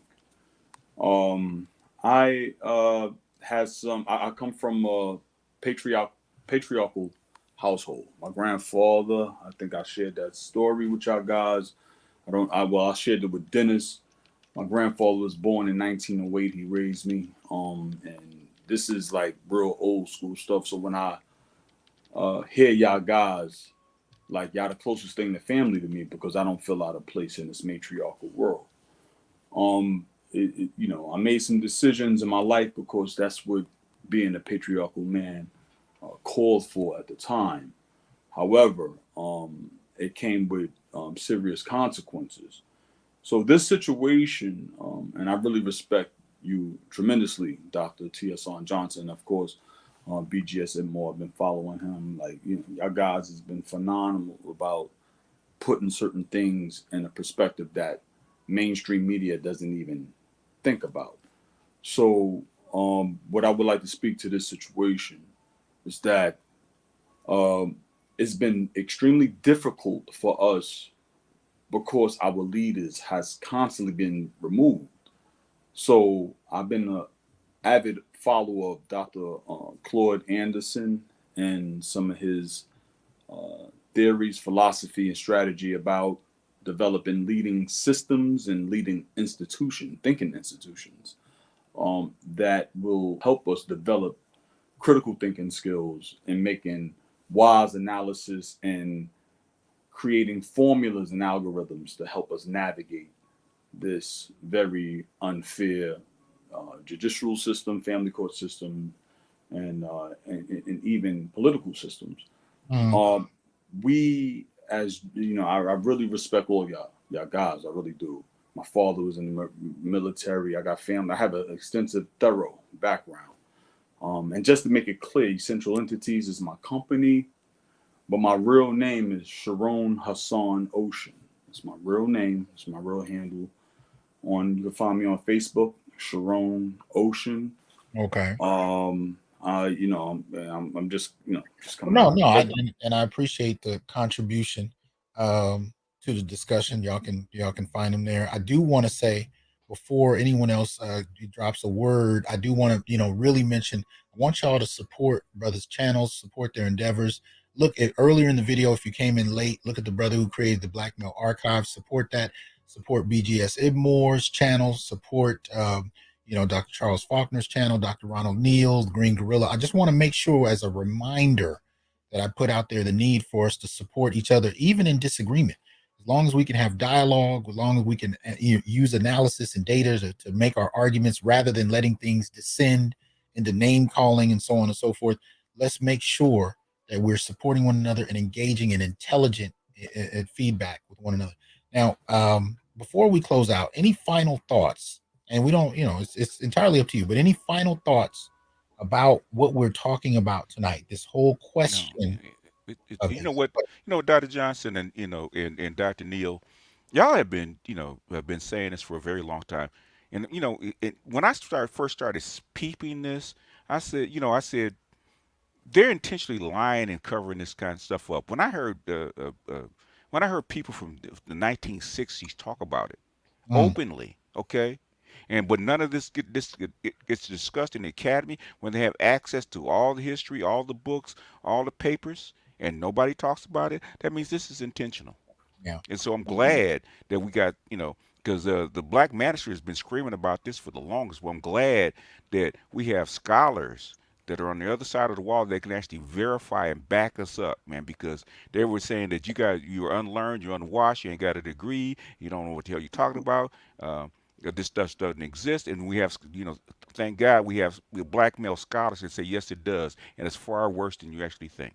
So I'm just happy, I'm just overjoyed that, finally the truth will actually make its way out and into the black collective, because it's been, it's been lost for so long, lost and hidden and buried for so long, And I think it was inevitable in many ways, because the three things that I noticed that play into this is you got the black male experience, you got the sentiment, and you got the environment. In other words, whether you're on the white tower at the academic side of the fence, or whether you're a working brother, at the end of the day, those three things hold, right? The black male experience, especially in relation to the larger society and with our women, the sentiment, whether you're Orlando Patterson, Tommy Curry, or Charles Faulkner, the sentiment is there that there's something else going on here that isn't being discussed, right? And I think when you start to add those things in, especially with the influence of the environment, it really points out that there is an argument to be made no matter what side of the fence you're on to advocate for black men. It just becomes a question of who's willing to do that work and stand in the fire of the criticism you're going to get, because it doesn't go along with what we're supposed to. If you excuse me for interjecting, but I just want to interject for 1 second. And the way to clear that up is simply to look at the end result, right? So when people can come up with all type of theses and stuff like that, and we have theories and things like that, but when we take a hardcore look at the results, right? So when these people come out with these policies that undermine the traditional family values, and they see the results of all the chaos, the crime, and things of that nature, when we have subsidized income households and stuff like that, where women are leading these households and they're just becoming like, criminal breeding grounds, or basically, I call it the neo-slave breeding system, where they basically put these children in disadvantaged and undermined and underdeveloped situations educationally and everything. From every aspect of society, they are undermined. And then they wind up having to compete in society. They're going to come into society amongst even foreigners with a deficiency that's going to frustrate them, maybe make irrational decisions, and thus wind up going into these institutions where they're not chattel slavery, but they have become state property, which is definitely a form of government slavery. So when we have and I commend y'all guys, because y'all forced me to analyze these things that I had to experience from a very, very, very, very acute and very strategic perspective. And I just want to add that, just y'all gentlemen just know that, being disenfranchised and being undermined is basically slave breeding. Now what I'm gonna do is I'm gonna give every person a closing kind of statement, and essential. I think that I'm gonna treat that as your closing. I appreciate you coming up, and I'm gonna give each brother an opportunity to kind of close out with their final thoughts. So thanks for coming up, brother. Let me go. I'll go to Ian. Give us your closing thoughts about this. Ian, you there? He turned his mic on, but he might not have access. Ian quiet? That's a rarity. He's come in and out a few times. I think he's having some problems with his system. Okay. But let's go to Officer Faulkner. Closing thoughts, sir. Always a pleasure, good doctor. Always support your interests, people. Hey, lead by example. I'm going to close out with this. One, you have no allies. Militaristically, you have no allies. You look to your left, you look to your right, you look to your back and your front. Those men that are around you, those are the men that are going to pull you out the mud. Those are the men that are going to put you onto the pedestal. It ain't going to even be your women. It ain't going to be nobody else's culture. It's up to you and it's up to us. Now, I would like everybody in the chat to repeat after me and the panel. My brother. My brother. My champion. My And my champion. savior. And my savior. And don't worry, the T-shirt's coming out this month, this year. All right. All right. Shameless plug. Shameless plug. Right along with Keisha need a little coaching. Yes, sir. But in all seriousness, that's the only way we're gonna get through it. It's your brother, your champion, savior. Woo! Always a pleasure. I'm out.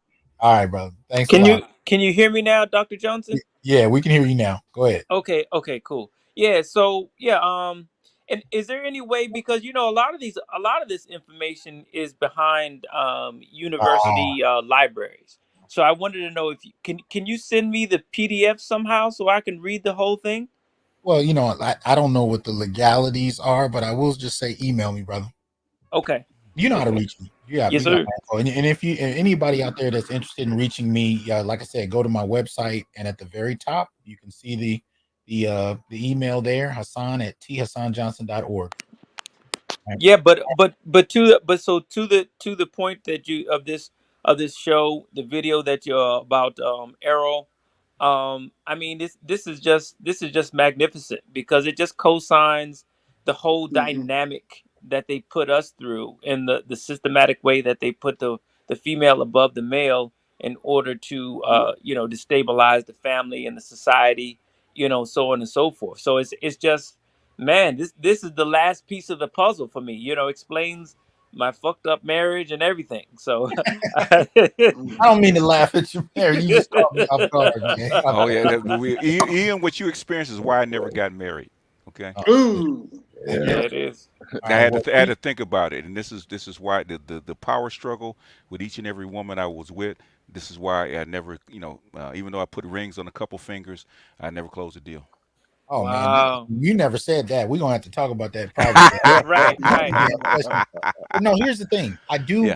That's one of the things I want to see this conversation evolve into. Mm-hmm. I want it to move past this individual woman did this to me, and move more into an analytical framework where we're looking at how this is a product of certain types of socialization. I want us to move the discussion there, because it's not an accident that so many brothers have had this experience. And I'm including the brothers that don't want to be, associated with the manosphere, or brothers who've never even heard of it, that were responding to this in the 70s and 80s. There has to be a point where we evolve the discussion beyond my individual experience, your individual experience, that brother, and step back and look at this collectively. And that's what I tried to do with Errol Miller's work, because I think he's giving us a route to do that, as is Dr. Tommy Curry, as is Dr. Ron O'Neill, as is, Orlando Patton. They're giving us a route to do this beyond the personal. And I think we need to.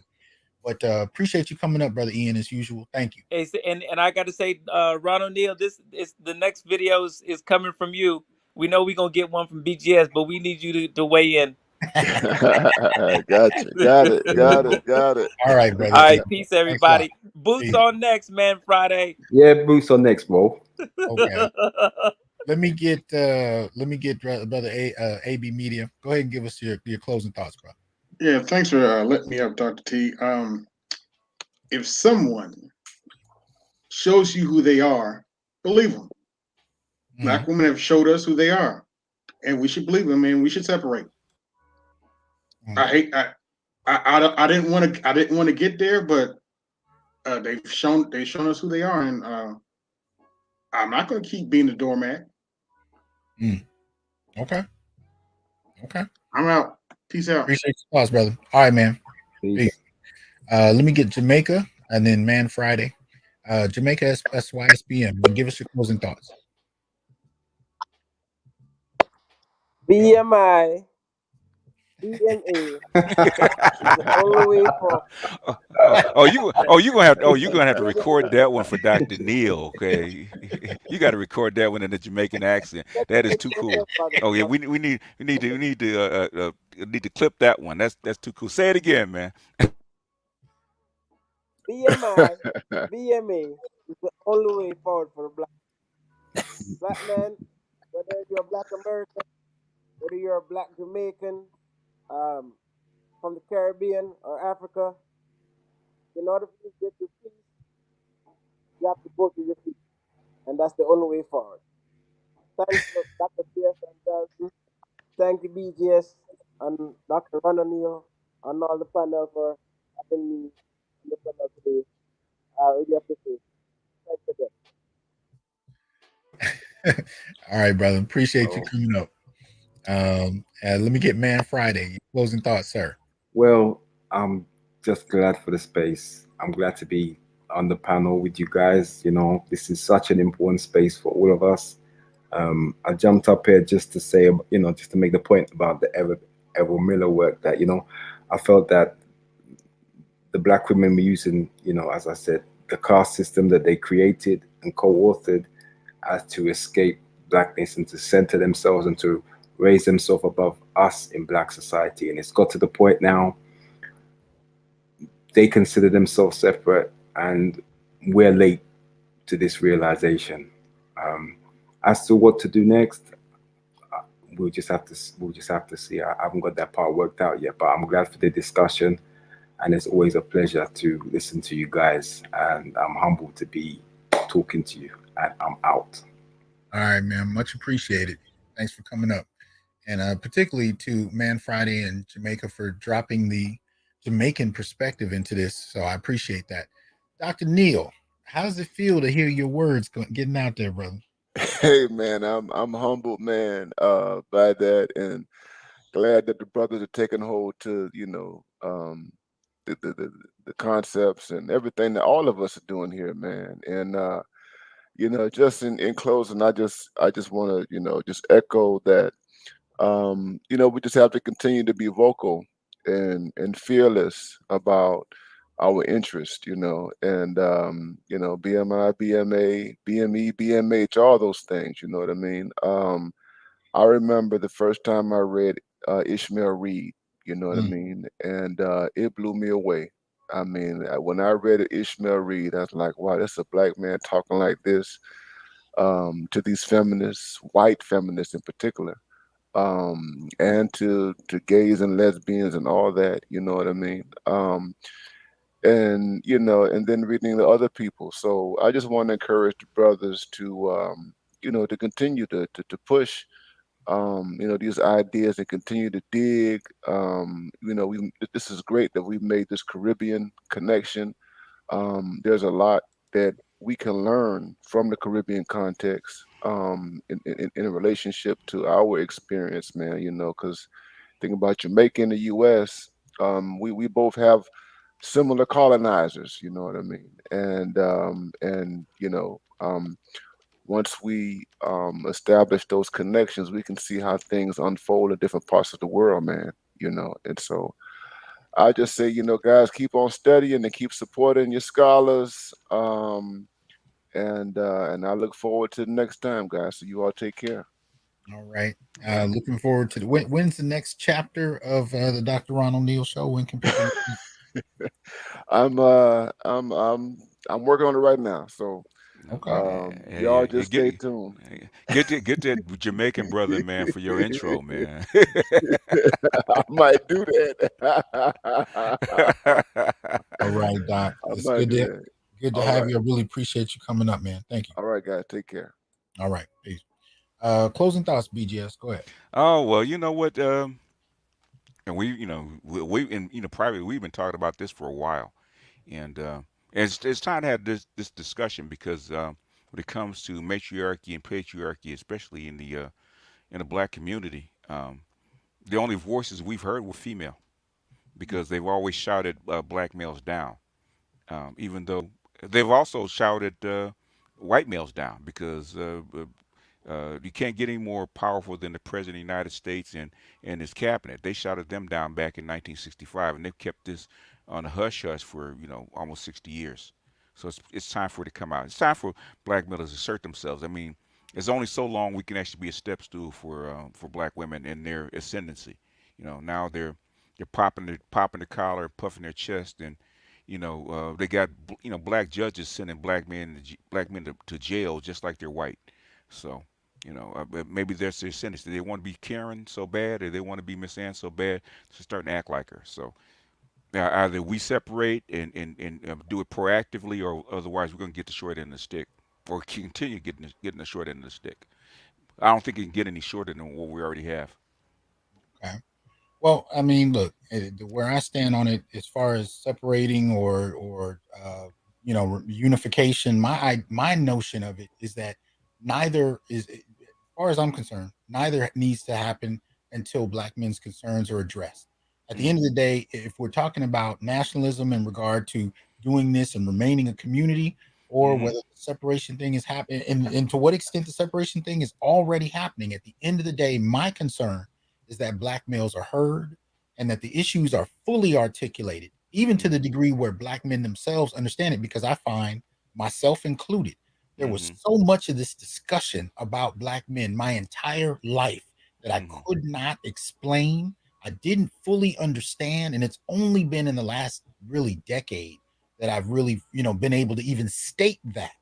So for me, I'm that's my whole thing at this point. Whichever direction the community is going to go, black men in particular are going to go, my concern is that we're at least able to articulate what the issues are and make a decision from an informed position. And as far as I'm concerned, black men have not been a part of the discussion in regard to their distinct and unique position. We've been a part of the discussion on race. We've contributed to the discussion on class. We've contributed to the discussion, on nationalism, various areas. But as far as our experience as black men, that part of the discussion has been tamped down, swept under the rug, to the degree that most of us can't articulate our concerns. And so that's where my focus comes in. But I just wanted to say I appreciate you coming up and dropping a word on this. I know you got a lot going on. So thanks a lot, man. All right, sir. All right, man. I'm going to take you down. Again, I appreciate the audience for listening. I don't usually go this long, but I felt like it was a needed issue. If you're interested, go check out Errol Miller's Rise of Matriarchy in the Caribbean. A very powerful piece. You can also pick up his book, Marginalization of the Black Male. You can pull this off of Amazon. But interesting text, brilliant cat, and look into some of the others that you heard tonight: Orlando Patterson's work, James Sedanius's work, Tommy Curry's work, Dr. Ronald Neal's work. We need to start reading. We need to start engaging this material, because you have black men that have sacrificed a great deal over the decades, over the generations, to make these statements, even when nobody listened, even when their books weren't being sold or bought off the counters at high rates. These works were made. And much of the time, we don't know the sacrifices involved and what it took to get those works to the shelves. So support the brothers that are putting this work out. Support the ideas. Consider them. You don't have to agree with them. You don't have to disagree with them. Engage them. Share them. And if you're a scholar or a grad student, cite them in your work. Be strategic and political, of course. Be aware of where you are. But at the end of the day, we have to be able to support the ideas that help us get to this point, or can help us evolve where we are to a place where we can articulate far more. All right. So appreciate y'all for coming out. Y'all have a good night. Peace from the Onyx Report. I am here to tell you, brothers, we are not criminals by birth, perennial rapists, incapable intellects, man children, sperm donors, child support well springs, success objects, walking phalluses, ATM machines, lottery tickets, unintelligent henchmen, valueless assassins, pro bono mercenaries, unpaid bodyguards, interchangeable stepfathers, child discipline proxies, unpaid repairmen, workhorses, emotional tampons, or any other socially accepted dehumanizing stereotype. We are thinkers, inventors, innovators, leaders, fathers, and men. Embrace your humanity, know your worth, and extend your time, attention, and resources only to those who genuinely respect you. And remember, your worth is not defined by meeting other people's narcissistic and selfish and unrealistic needs. You define your worth. Peace.